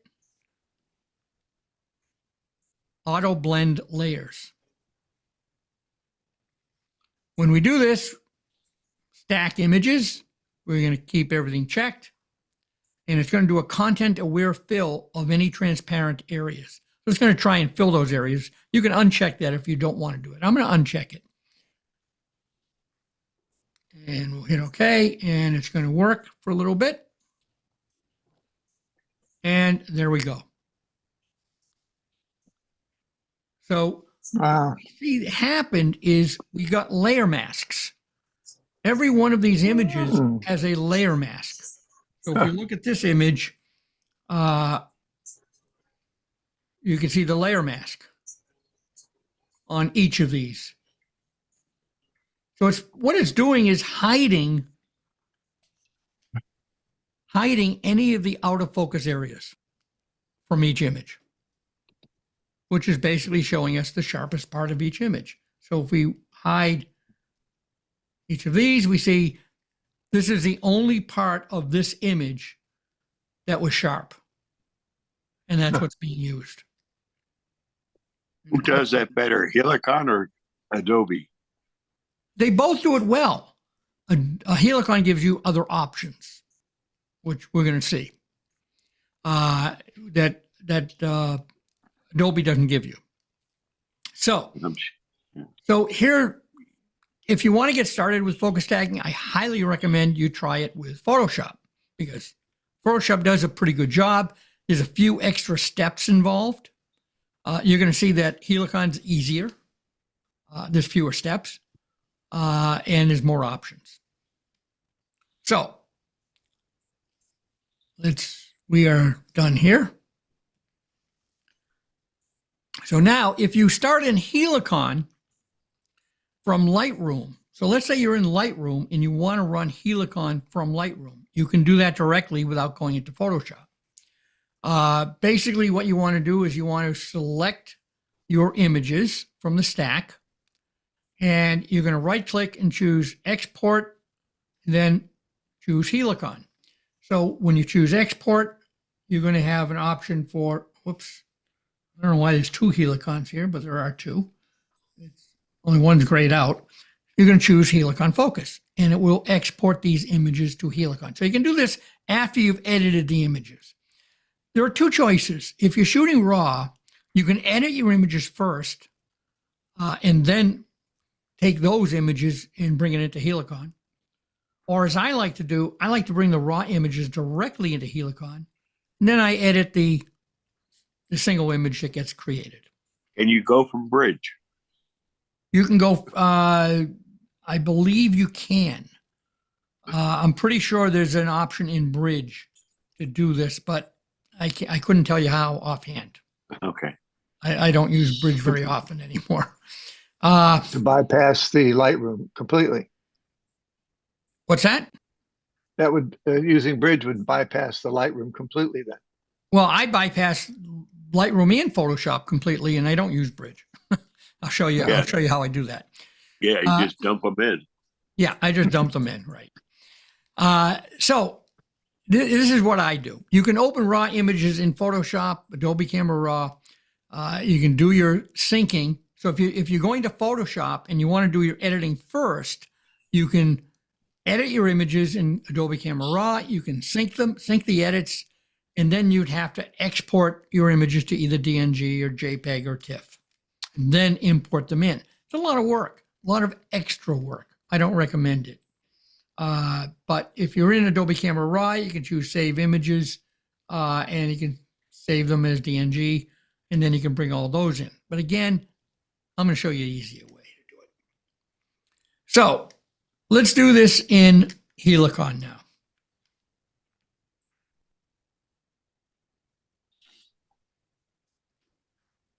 I think I'm doing it here. There we go. Okay, so this is Helicon Focus, and I'm going to drag in those same images, and there we go. So we have each of these images in here, and you can see that's that one, and this one. You really see the focus breathing quite a bit on this image. How different it is. And basically, the easy way to do this is click this button that says render. You click it and we're done. Bert, how did you drag them in there? I literally dragged them in there. Off of your camera. I have, whoops. Let's get rid of these. Okay, there we go. Basically, I brought them onto my hard drive, and I have them on my hard drive. Or I can take it right off my camera. You know, if I attach my camera to my computer, I will see all the images on my camera, and I can bring them off that way. But I like to bring them on my computer first, and then that. So I'm basically just dragging them in. I have 6 images. I'm dragging them in here, and there we go. And again, all we do is click render. And because these are JPEGs, this happened real fast. It did it really quickly. It doesn't always, if you have 60 images, 60 raw images that are 50 megabytes each, it's going to take a little longer. But it's not terrible. But you can see how we got this incredible image. And we can look at anywhere on this feather, and we can see incredible detail. So, and you see how easy it is. It was literally click one button. Okay. So if we want to, I am going to delete this, remove output. What's that smoothing control do? I'm going to explain that in a minute. All right. Here are some other images I have. And let me just get these. Now, these are raw images, and there are, how many raw images are there? 37. So I have 37 raw images. Each one of these is about 50 megabytes, or 35. 35 coming in. And there they are. And each one of these is about 50 megabytes. And this is the first one. And if we go down to the very bottom, we'll see the last one. Even just displaying it takes longer. Okay. So if I want to render these, which I'll do, we'll let this run. It's going to take maybe 45 seconds to a minute. What kind of processor are you using? What's that? What kind of processor are you using on your computer? This is a i7 12th gen, I believe. And I have a NVIDIA, I forget what GPU is in here. Which rendering method are you using and why? Oh, it said it's C. I don't want C. I didn't want to do that. Okay. I'm going to cancel out of here. I'm going to remove this. I'm not sure what I just did. This is the default. B is the default. So these are the default methods, and that's the one I want to use. So let's let it go. I have a particular reason why I want to use the default one, especially on this image. And you can see that it's basically pulling out the sharpest parts of the image, and there it is. And you can actually see detail in that petal there. Detail all around. So we have, that's what it took. So that took what? I don't know, maybe it was like 20, 30 seconds for 35, 50 megabyte images. It's pretty good. Does it pretty fast. Let's hold this thought for the moment. We're going to come back to this image. You need to try some 100 megapixel Hasselblad images to see how long it takes. Yeah, well, it's about 40 minutes. Does it really? Wow. Yeah. Yeah, that's pretty. Yeah, it's. Yeah, you could get pretty big. So, Helicon is easier. Obviously, I did this with these images with one click. With Photoshop, we have to go from Adobe Camera Raw. We have to go into Photoshop. Then we have to align them. We have to do blending. And it will take a little bit of time also in Photoshop, but not terrible. but there's more steps. And as we're going to see, we have a lot more options in Helicon. So Helicon is much easier than Photoshop. It's literally a single click.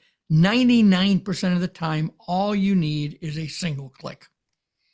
So literally it's 1 or 2 button stacking. There's more options, but usually the default options work best for most images, not all. Helicon has 3 different rendering methods. We have method A, method B, and method C. And they have names: weighted average, depth map, and pyramid. The default method is B. Okay, method A, and I'm not going to go through these in detail because, frankly, these descriptions are meaningless. They probably have meaning to somebody, but they really are meaningless. Depth map does have a meaning, and I'll tell you what that is in a minute.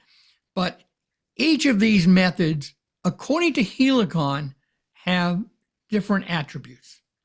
So basically, Helicon recommends these. So they say if the image has simple surface with no sudden changes in surface level, B is the best choice. But A and C will also work. If the image has many crossing lines and changes in surface level, C works best. And they don't recommend using B. If there's glare in the image, B works best. If the stack is large, more than 100 images, they recommend C. And you can go through this and you can kind of get an idea. To be honest with you, this is pretty much gibberish. It takes trial and error. Bert, earlier you said that it didn't make a lot of difference what order those shots were, but here it's saying very clearly if they're not in the consecutive order that there's a problem. Well, they're saying that, yeah, if they weren't shot front to back or vice versa, there's a problem. But to be honest with you, I've never had a problem. But of course, I've probably always shot them in order. So, I've never had that issue, I guess. That's why they're numbered. Yeah, I've never had to worry about it. You always, if your camera's doing the shooting for you or you're using Helicon remote, then it's always going to be in the right order. If you're doing it manually, unless you want to do something strange, they're always going to be in the right order. So it shouldn't be an issue that you have.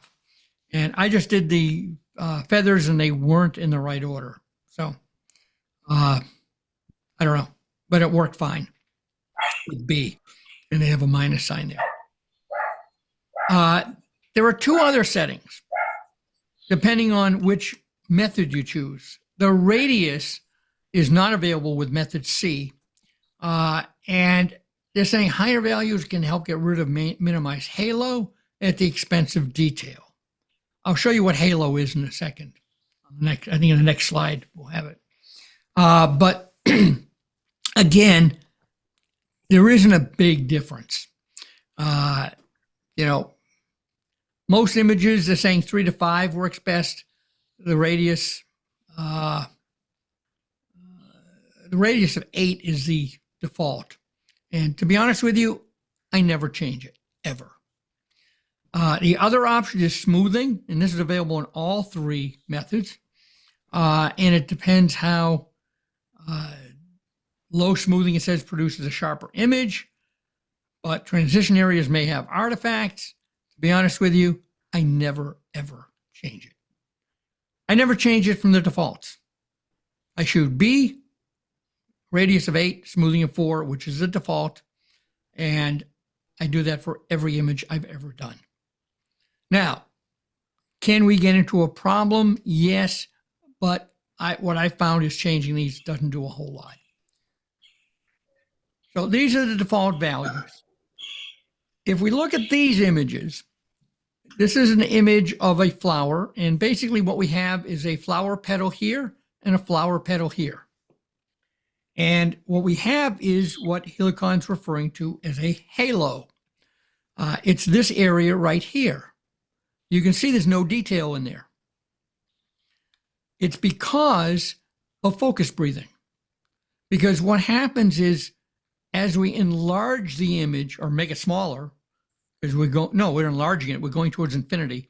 So if we focus on the closest part, we focus on this petal, we get an image. Then we focus on this petal and we're using a longer focal length. So it's going to change the magnification between these two objects. And we're going to lose something in between. So this was shot, this is the default. Method B, radius of 8, smoothing of 4. And we see the distance here. We see that A84 actually has a little less than B84. And C4 is the best. Okay. However, understand we're looking at this at 400% magnification. At 100% magnification, you'd be hard pressed to see it. I have never, ever worried about this halo. And I have it. This is an image that I've taken. And, you know, I had to enlarge it 400% to see it, but you can see it there. So obviously C did a better job. And if you want to, you can go to the extreme of trying, you know, each method to see which one you like best. But again, you'd be hard pressed to see it in a normal image. At the bottom row, I use method B for all three of them. And I varied the radius. And again, you can see where it changes how the halo came out. Now, you can also see that this is softer than this. A is definitely softer than B. So we lose some detail. C looks pretty good. I don't see too much detail, but you do lose some detail going to C. So again, for my purposes, every image that I showed you today was shot with B84 default. I never change it, ever. Okay, so having said that, we have some other options or other issues. One is the issue of separation. So separation occurs when we have a big difference in front to back. This happens in landscape images, can happen in landscape images, depending on how we're shooting it. I took a stack, this is an LED light strip. I took 18 images of this light strip and stacked them. Well, the background was 1.5 inches behind the subject. So we had 1.5 inches between this light strip and the colored piece of cardboard. What happens is I'm not seeing much difference here. One thing you notice is that C isn't as sharp. If we look at this and we look at this, we can definitely see C is less sharp. In the earlier example, we saw A was less sharp, but B tends to be the sharpest. So this is 36 images. Now, oh, I know what it is. Okay. So on this series, the middle series here, what I did was I focused on the closest part of the strip, the LED panel, the LED light strip, and the furthest part. So when we're talking the closest and furthest, this strip wasn't exactly parallel. So we probably had, this may have been closer than this or vice versa. We also have, obviously, this closer than this. There's some differences. So when I focus only on the light strip, we get a pretty good result. But the problem is when we want to have the background in focus, that's when we have the issue. The background is 1.5 inches behind the subject. And this is what happens when I focused, this was 36 images. This is 103 images to make sure I got the background in focus. And because of the separation, we have this really, really horrible situation occurring. And this is A, B, and C. And I tried it at different smoothings and different radiuses. None of them helped. There was no way to get this correct. So the only way to get the image I wanted with the background would be to take this image, do an extraction in Photoshop, remove the background, and then put another background behind it. Yeah. That would be the only way to do that. So doing the stacking is a problem. When you're doing landscapes, if you have a subject that's very close to the camera and you want to get something way in the background, you're going to have this issue. In the image that I took in Monument Valley, the rock in the foreground wasn't very close to the camera. It was probably 10 feet away. That's not an issue. The issue occurs when we have something very close and very far. And in this case, 1.5 inches was enough to do it because we were focusing so close. Would a different lens have an effect on that problem? Yeah, I mean, I guess if you had a wide angle lens, the focus breathing wouldn't be as much of an issue. The range wouldn't change as much. But, I don't know. I didn't try that. But yeah, that might help.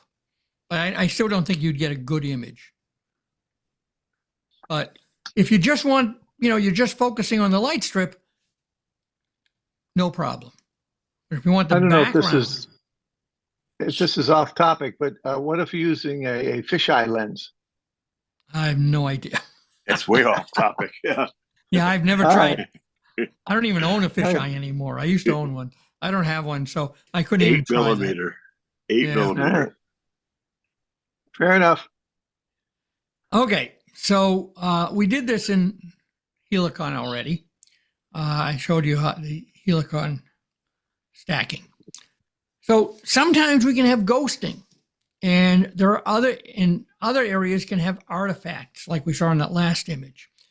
We can actually correct this image. Whoops. We can actually correct this image in Helicon. With that issue, this is correctable. And it would take a lot of work, but it's correctable because Helicon has retouching. And you can do it in Photoshop too by editing the layer masks. But let's take a look at the retouching. So we have a very simple retouching process. Helicon makes it really easy. There are basically 3 brushes in Helicon.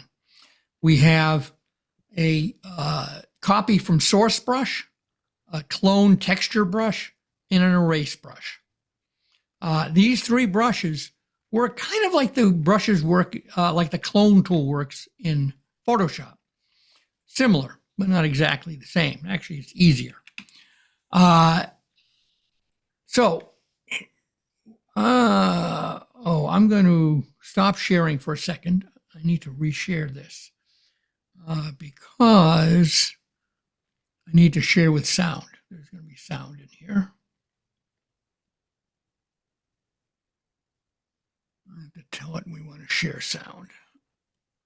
Okay, so here's a video, and this is a video from Helicon, and it kind of walks you through the process, and you'll see how the editing works. Welcome to Helicon Soft Video Tutorials. Today, I will show you how much you can do with unique retouching tools Helicon Focus has.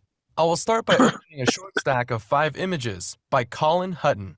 I will go through the stack now to show you that shooting conditions were not perfect. The wasp was moving, and you can see that its positions has been changing all the time. It's always really challenging to get good stacking results when images are so much misaligned. But now, let's see what we can do here. First, I will render the stack. I'm using C method this time because I know it will cope with these multiple bristles and complicated surface shape better than the other ones. Well, now I can see that this movement of the wasp almost spoiled the resulting image, because now you see I have these antennae from all the source images. This is where I will use the retouching tool to rescue the image. Now you will see how it works. On the retouching tab, you can see 3 types of brush. The first one to copy from source image, the second one to clone areas within the output image, and another brush to erase changes. The first, the copy from source brush, is exactly what I want here. And actually, this is the one that is chosen by default. Now, I'll zoom the antenna in slightly, just for better view.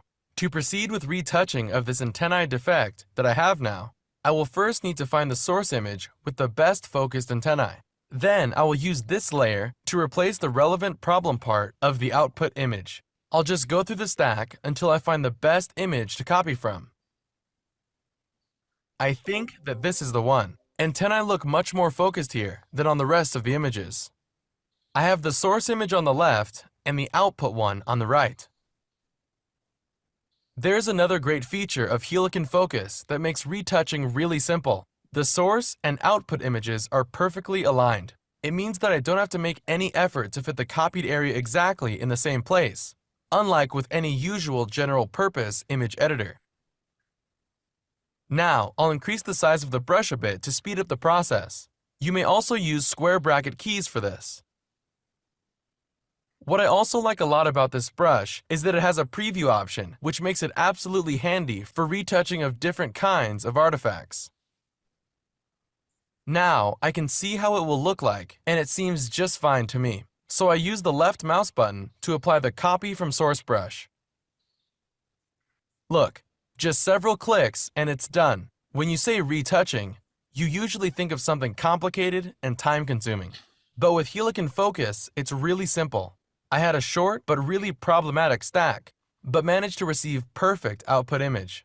Try it out for yourself, and you will be impressed. Were you impressed? Okay. So Yes. that's kind of how the editing works. Welcome to Oh, that's enough. Okay. One of the things, and I can kind of go through and show you how the editing, well, you just saw how the editing works. So I'm not going to, I tried to get images that needed editing. And to be honest with you, I didn't have any. That's why I ended up using that video. One of the things you can do with Helicon that's pretty amazing is you can create 3-dimensional images. Because you're changing the focal length between each image and you're getting depth. So type, you have 3 different modes of doing rendering in Helicon: mode A, B, and C. And if you remember, mode B was depth map mode. And if you use the depth map mode, you can create 3-dimensional images. So if we take a look at this image, we can create something that looks like this. Which seems like pure magic coming from a 2-dimensional object. Have you tried to print these? Well, you could print one image at a time. You can't print a video. Yeah, I know. But that's spectacular looking.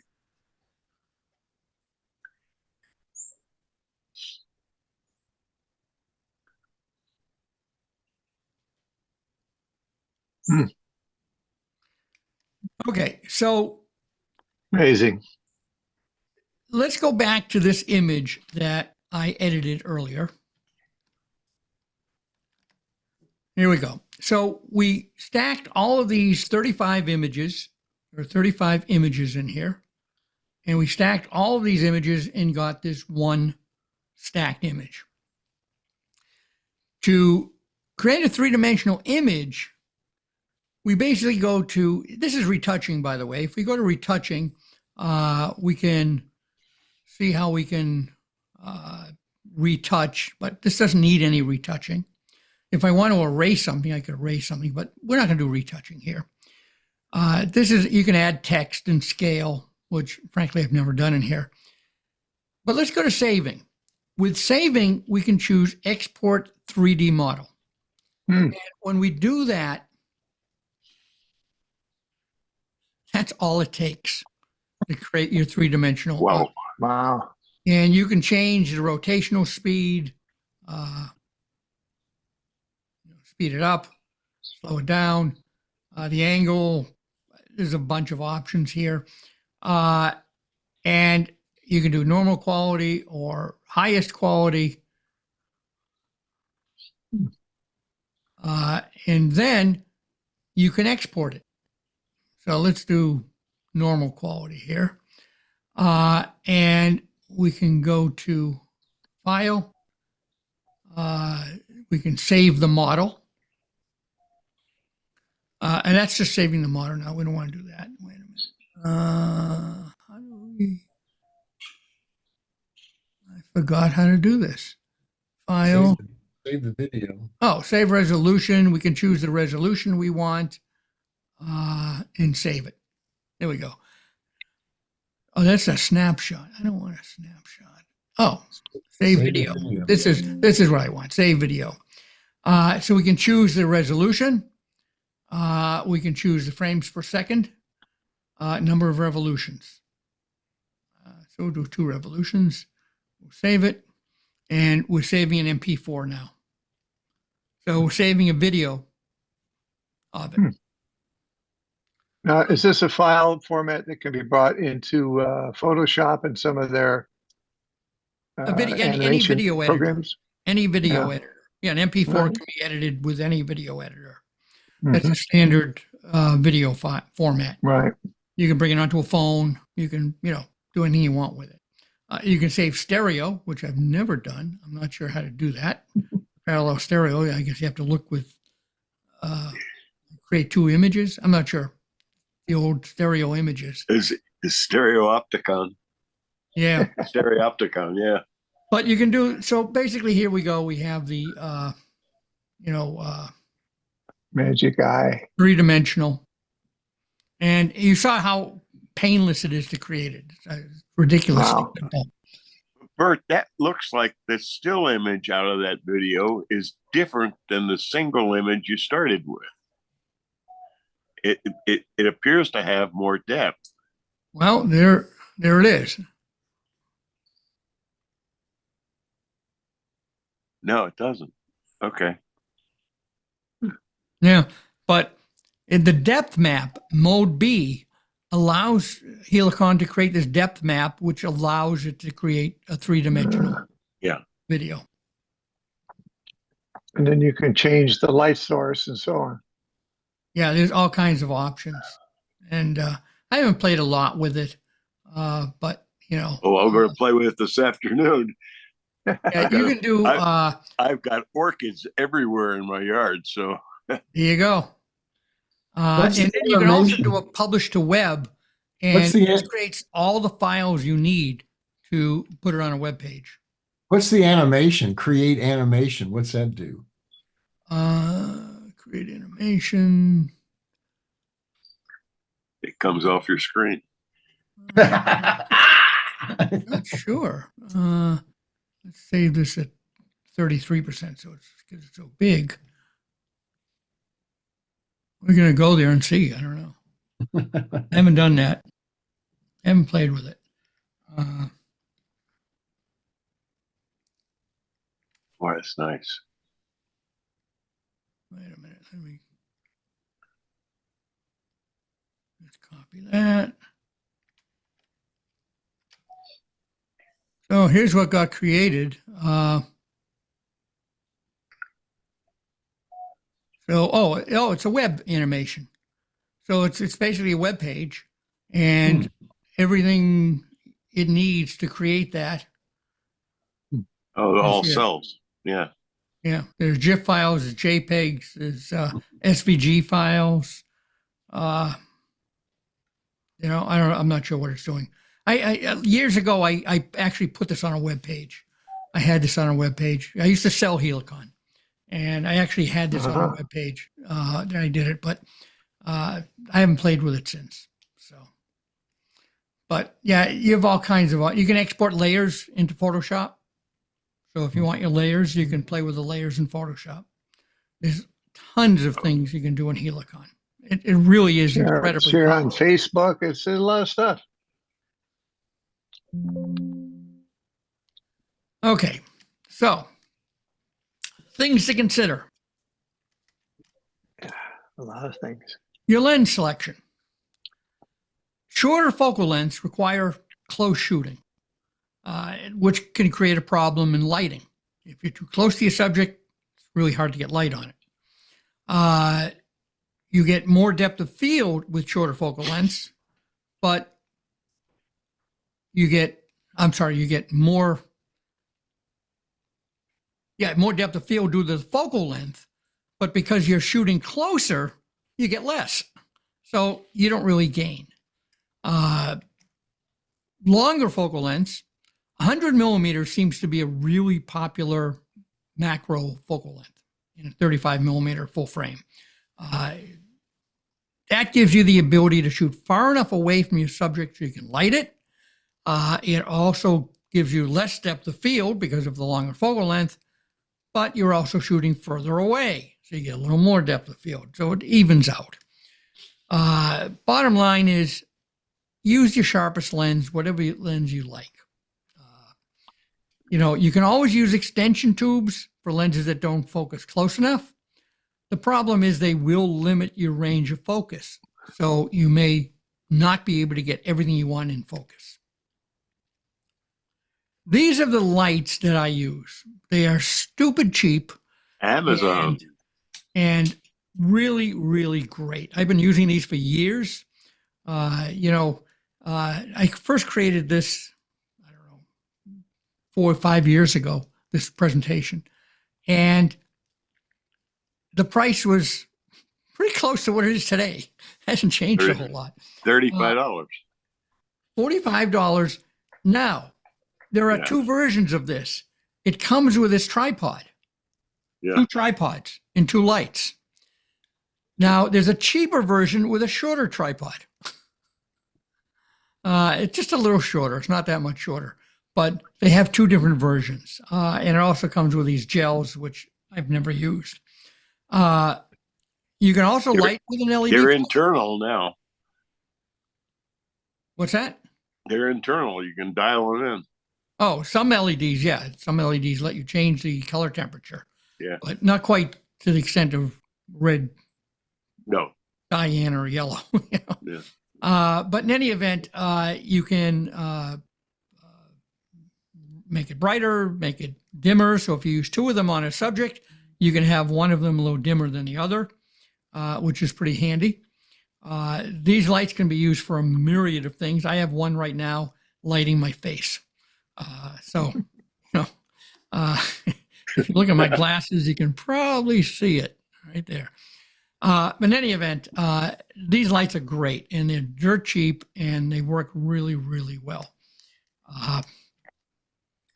For backgrounds, I take a piece of cardboard and I spray paint it with black paint, matte black paint. I like to use that. One of the things is if you use a black background, you can easily replace the background in Photoshop. Makes it easy.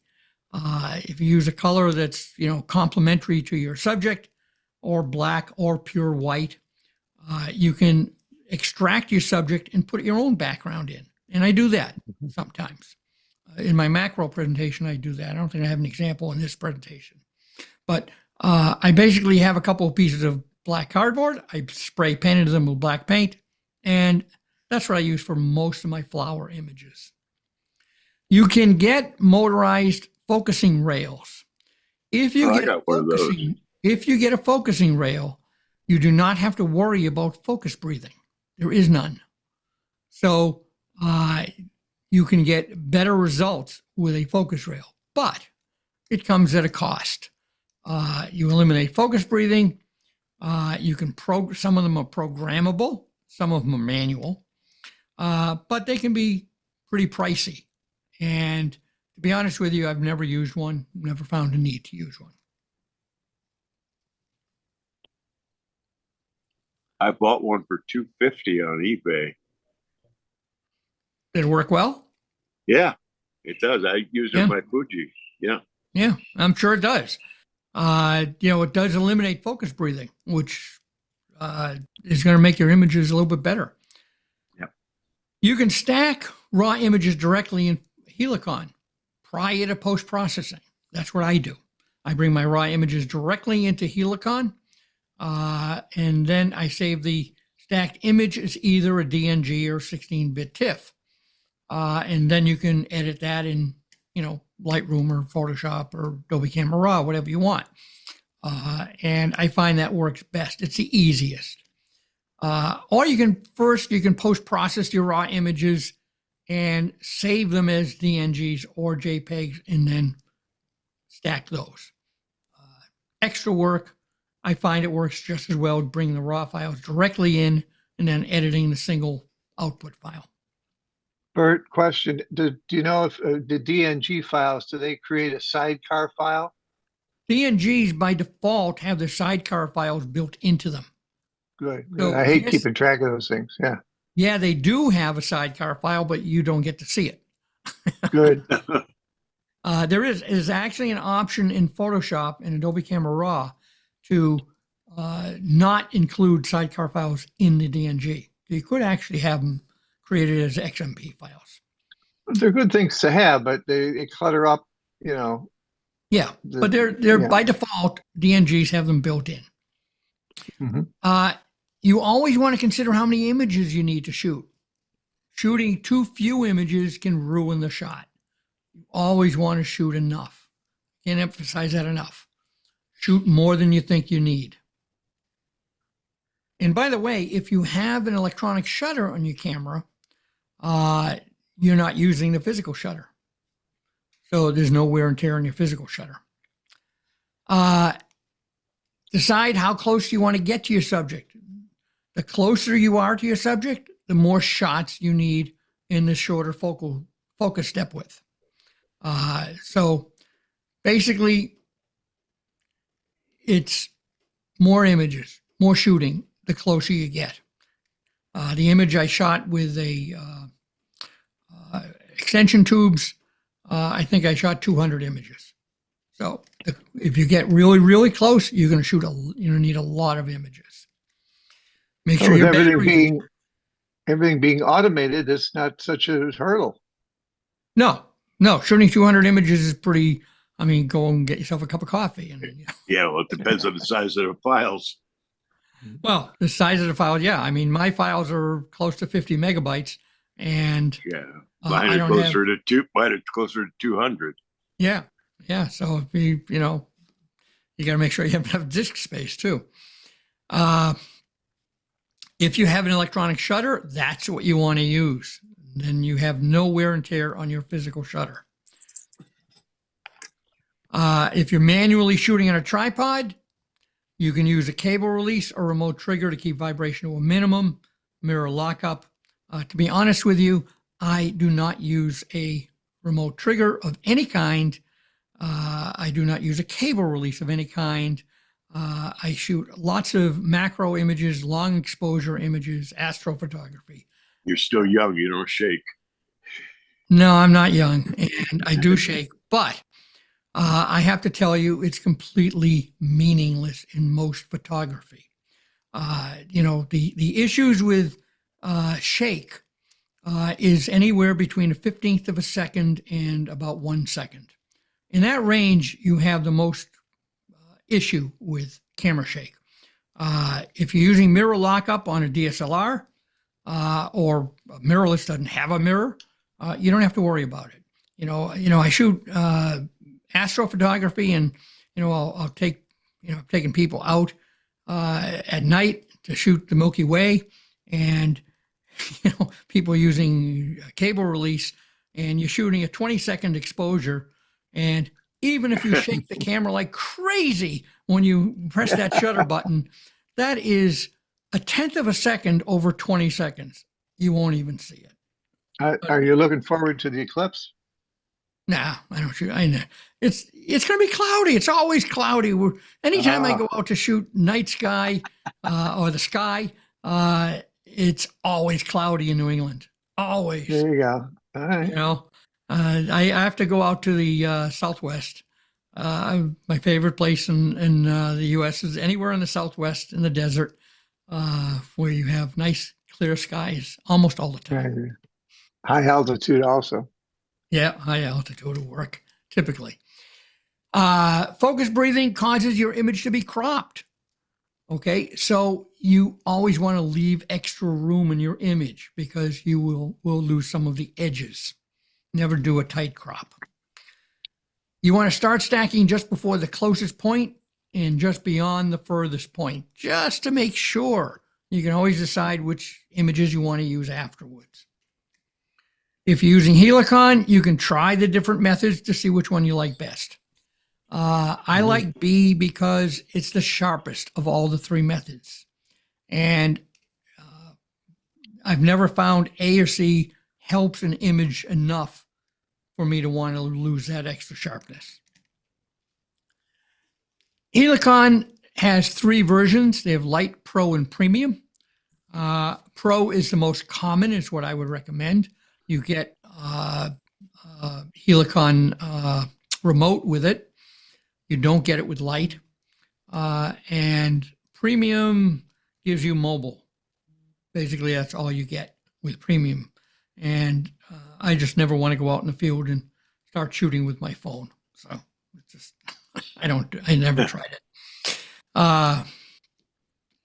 Again, I shot manual focus stacks for 15 to 20 years, and I highly recommend you try it because it's the easiest, it's simple, and you'll have fun doing it.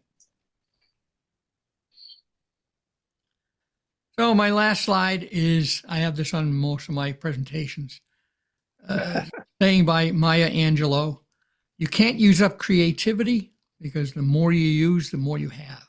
What a great expression for photographers. Yeah. So questions, thoughts? What do you think? Fantastic. Fantastic. Are you going to try it? I think I'd better go Yes. get Helicon. Yeah. Try it. I recommend you try it with Photoshop Well, first. I do 60-inch prints. So this is, this has been great for me because I've really had to rework a lot of them. Yeah. And, when you print that large, you start realizing how unsharp your images really are. Yeah, I know. I was using gigapixel. This is sharp at 10 feet. This is sharp at 20 feet. Yeah, exactly. I was using gigapixel to get those very large print sizes, but now I see other companies are coming out with the same capability. Have you tried? Are you using that artificial intelligence sharpening on Topaz? I use Topaz Photo AI, and Gigapixel, which I was surprised they actually updated Gigapixel recently, which was very surprising to me because Topaz Photo AI basically replaces it.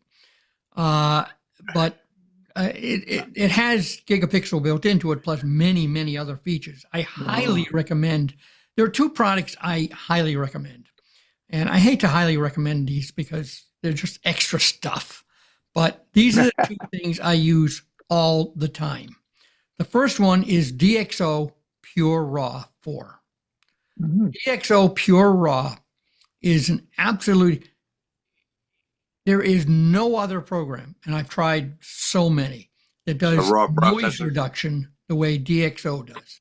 Okay. Pure Raw 4, Topaz does a horrible job compared to DxO. Absolutely. Raw 4. It does a horrible job. Yeah, well, in noise reduction. It does a great job for sharpening, for face recovery, for upsizing. I like it for those. But for noise reduction, some images it does okay, but for a lot of images it just does not do it. And Pure Raw does an incredible job. So I really like DxO Pure Raw. So all my raw images go through Pure Raw 4 before I get them into Photoshop.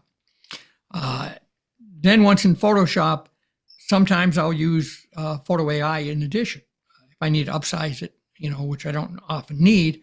But if I need upsizing, I use Photo AI. But all of there's so many different AI products coming out. Everything has an AI moniker now, yeah. next to it.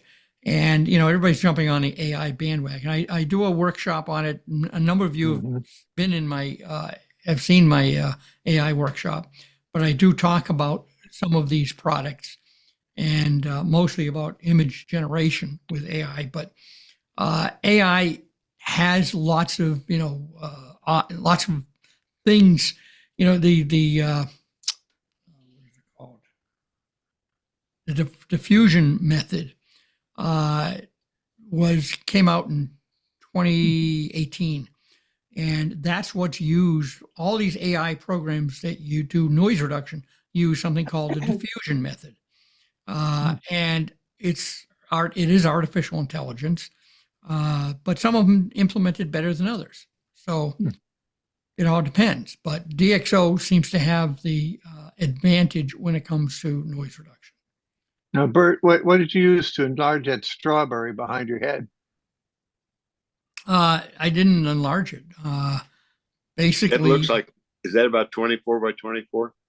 Well, that's a fake. That's not, there are no pictures behind me. That's the green screen behind me. So, that's a I give away my secrets here. I just put those pictures up on the wall, on the fake wall, on the virtual wall. But the strawberry, I shoot with a Nikon D850, so it's a 46, 48 megapixel. I forget what it is exactly, but they're big image sizes, and I typically can make pretty decent sized images without having to upsize. What DPI you said that on those images? Well, when you save it as a TIFF. You set the DPI? No. You just set the image size. DPI is kind of meaningless when you're saving it because it's just how many pixels. Yeah, well, I understand that, but if you're going to print it, it's very meaningful. Well, for printing, DPI is meaningful for printing, and if I'm doing inkjet, I typically do 240. I do 300, and for viewing, to show somebody, I do 72. Yeah, and a JPEG. Inkjet printers are typically geared for 240 DPI. Yeah, I know. And 300 is overkill. Frankly, I don't think there's any difference you'd ever see. But I typically do 240 for inkjet printing, 300 for there are some other kind of prints I've made on gelatin. Those I've done at 300. I do metal and acrylic also. Yeah, and I think those are the same as inkjet. I'm not sure though. They are. Sure. They are, but they're dye sublimation prints. Yeah. So when I save it, it's just how many pixels. I don't reduce it in size. I just save the full size. And if I need to, change it for printing, and I'll change it for printing. But 72 is the old number for video. 96 is now considered the standard for video, but everybody's video is different. We all have different resolutions on our monitors. My monitors are typically 4K monitors. All my monitors on my laptops and desktops are 4K, except for this computer. I can't wait to get back in the States because I've got a Epson 9600, a 42-inch printer, and the new Ultrachrome inks are out, and they have it for that, and that's going to be great. Yeah, I have a love-hate relationship with Epson printers. I've learned how to fix them myself, so that's you need not to. Bad. You need to. they rip you off something terrible. Yeah, I've thrown out more Epson printers than I care to think about. Exactly. I throw out HPs, so they're probably all the same. I have a question. Questions about focus stacking. Yes, and the question is, with the macro lens selection, how significant is it the attributes of the lens regards to magnification? Mean 1-to-1 versus 2-to-1, or Exactly, because I'm thinking the one I have is simply a 1-to-1, and I'm just wondering how much, I don't know, flexibility I would get if I got a better macro lens than I have. oh no, I would stick with a 1-to-1. I shoot 1-to-1. My 105 millimeter lens is a 1-to-1. And if I need more, I'll throw an extension tube on it. You know, extension tubes are cheap. Yeah, Throw they are. one extension tube on there, and you know you've already, you know, that image I showed of the three images of I forget what it's called, a queen something, that the weird looking flower. Uh, Basically, the middle one was a 1-to-1, and then the one on the right, which was a really, really close up, I just threw an extension tube on there, and I don't know, it may have been 3-to-1. But you know, you go to 3-to-1, and you're going to need to shoot a lot of images. All right, that's a good trade-off. All right, Yeah. thank you. Yeah, very helpful. I have one question, Bert, about how is the process different? You mentioned using it for astrophotography. Are you talking about deepscape images or just nightscape? No, astro is something totally different. Okay. Yeah, you don't use stacking with astrophotography.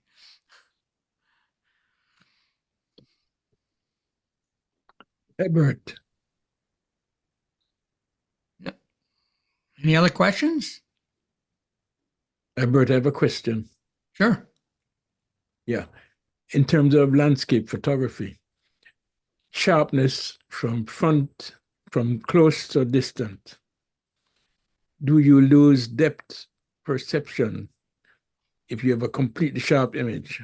That's a good question. That's a very good question. You do, but Thanks. typically in a landscape image, there isn't a lot of depth. It's usually a pretty flat image. If you have something really close to your image, if you're shooting with a wide angle lens and you have an anchor in the front to anchor the image, you know, you could focus, you know, without stacking, you could focus on the anchor and, you know, have the background blurred. Or you could shoot at a small aperture and have them both sharp. But if you're going to do that, then you might as well focus stack and, you know, get it sharper and have them both sharp. You Okay. can also up the contrast. Yes. Yeah, I mean, you can brighten the foreground and darken Yeah. the background or vice versa to, you know, exaggerate the depth. Mm-hmm. But yeah, you will. You know, when everything is sharp, you do lose some depth perception. Yeah, it's confusing. Yes. Yeah. So, I mean, you know, not every image is going to be, you're going to want to focus stack. And, you know, it's also some of the images I showed you where I had the front of the flower or part of the flower in focus and part of the flower out of Yes, I saw focus. that. It was a conscious decision to, you know, Yeah. you choose that how much depth you want. So you Yeah. still have the depth perception. It's just different. Mm-hmm. Yeah, because I like going up into the highlands. And then I have to anchor a rock or something in the front. Yeah, you have an anchor in the front of the image, and yeah, but and you know, sometimes if your anchor is very close to your lens, you're going to have that problem where I mentioned of separation, where you know you're going to have because of focus breathing, you're going to have an area between the foreground and the background that is not right. Yes, yes. So, you know, Yeah. but that's only if something's really close to your lens. If it's, you know, if you're 10 feet away, it's not going to be a problem. Okay. Okay. Mm-hmm. Thank Any you other- very much, sir. Okay. Thank you, Robert. Thank you, everyone. I'm going to go Thank shoot orchids. Yeah. There you go. Thank you, Bert. This Okay. was very enlightening. Yeah, it really was. It was a really good one. I'm glad to hear that. Thank you all. I really appreciate you coming. And I wish you a good What's summer. next? What's the next one? May 6th, I think it is. I don't know. Early May. AI. I'm redoing my AI presentation, which I keep updating it. AI keeps changing, and Oh, yeah. I'm too old to comprehend that stuff. oh, it's fascinating. It's fascinating. It's scary. It Scary. depends how you look at it. Yeah, I guess. You know. Depends on who's, it depends on who's using it too. Yeah, I mean That's AI. true. AI. You know, one of the slides I have in my presentation is AI isn't AGI yet, and AGI is what really is scary. And Just count the fingers. that's artificial general intelligence, and we're not there. Yes. No, we're not there yet. But They're we working will. The on it. singularity. Yeah, we will be there, and Yeah. eventually. And that's what's That's- scary. AI is nothing to be scared of right now, except You're how talking people about- use it. You know, You're talking and about the singularity. yeah, but AI is just magnifying all the threats we already have. Yeah. You know, it's not adding any new ones. I'm keeping an open mind, but the AGI or the singularity is going to be scary. Yes, it is. It is going to be scary, and it has the potential of completely upending everything we know. Yes. Civilization. You know, I don't want All to right. sound Okay. scary, but Yeah. I whatever. won't be able to sleep tonight. Okay. Okay, well, thank you all, and Read some Kurzweil. read Isaac Asimov. He has some great stuff. That's iRobot. right. Oh, Bye bye. Thank you all. Bye. I But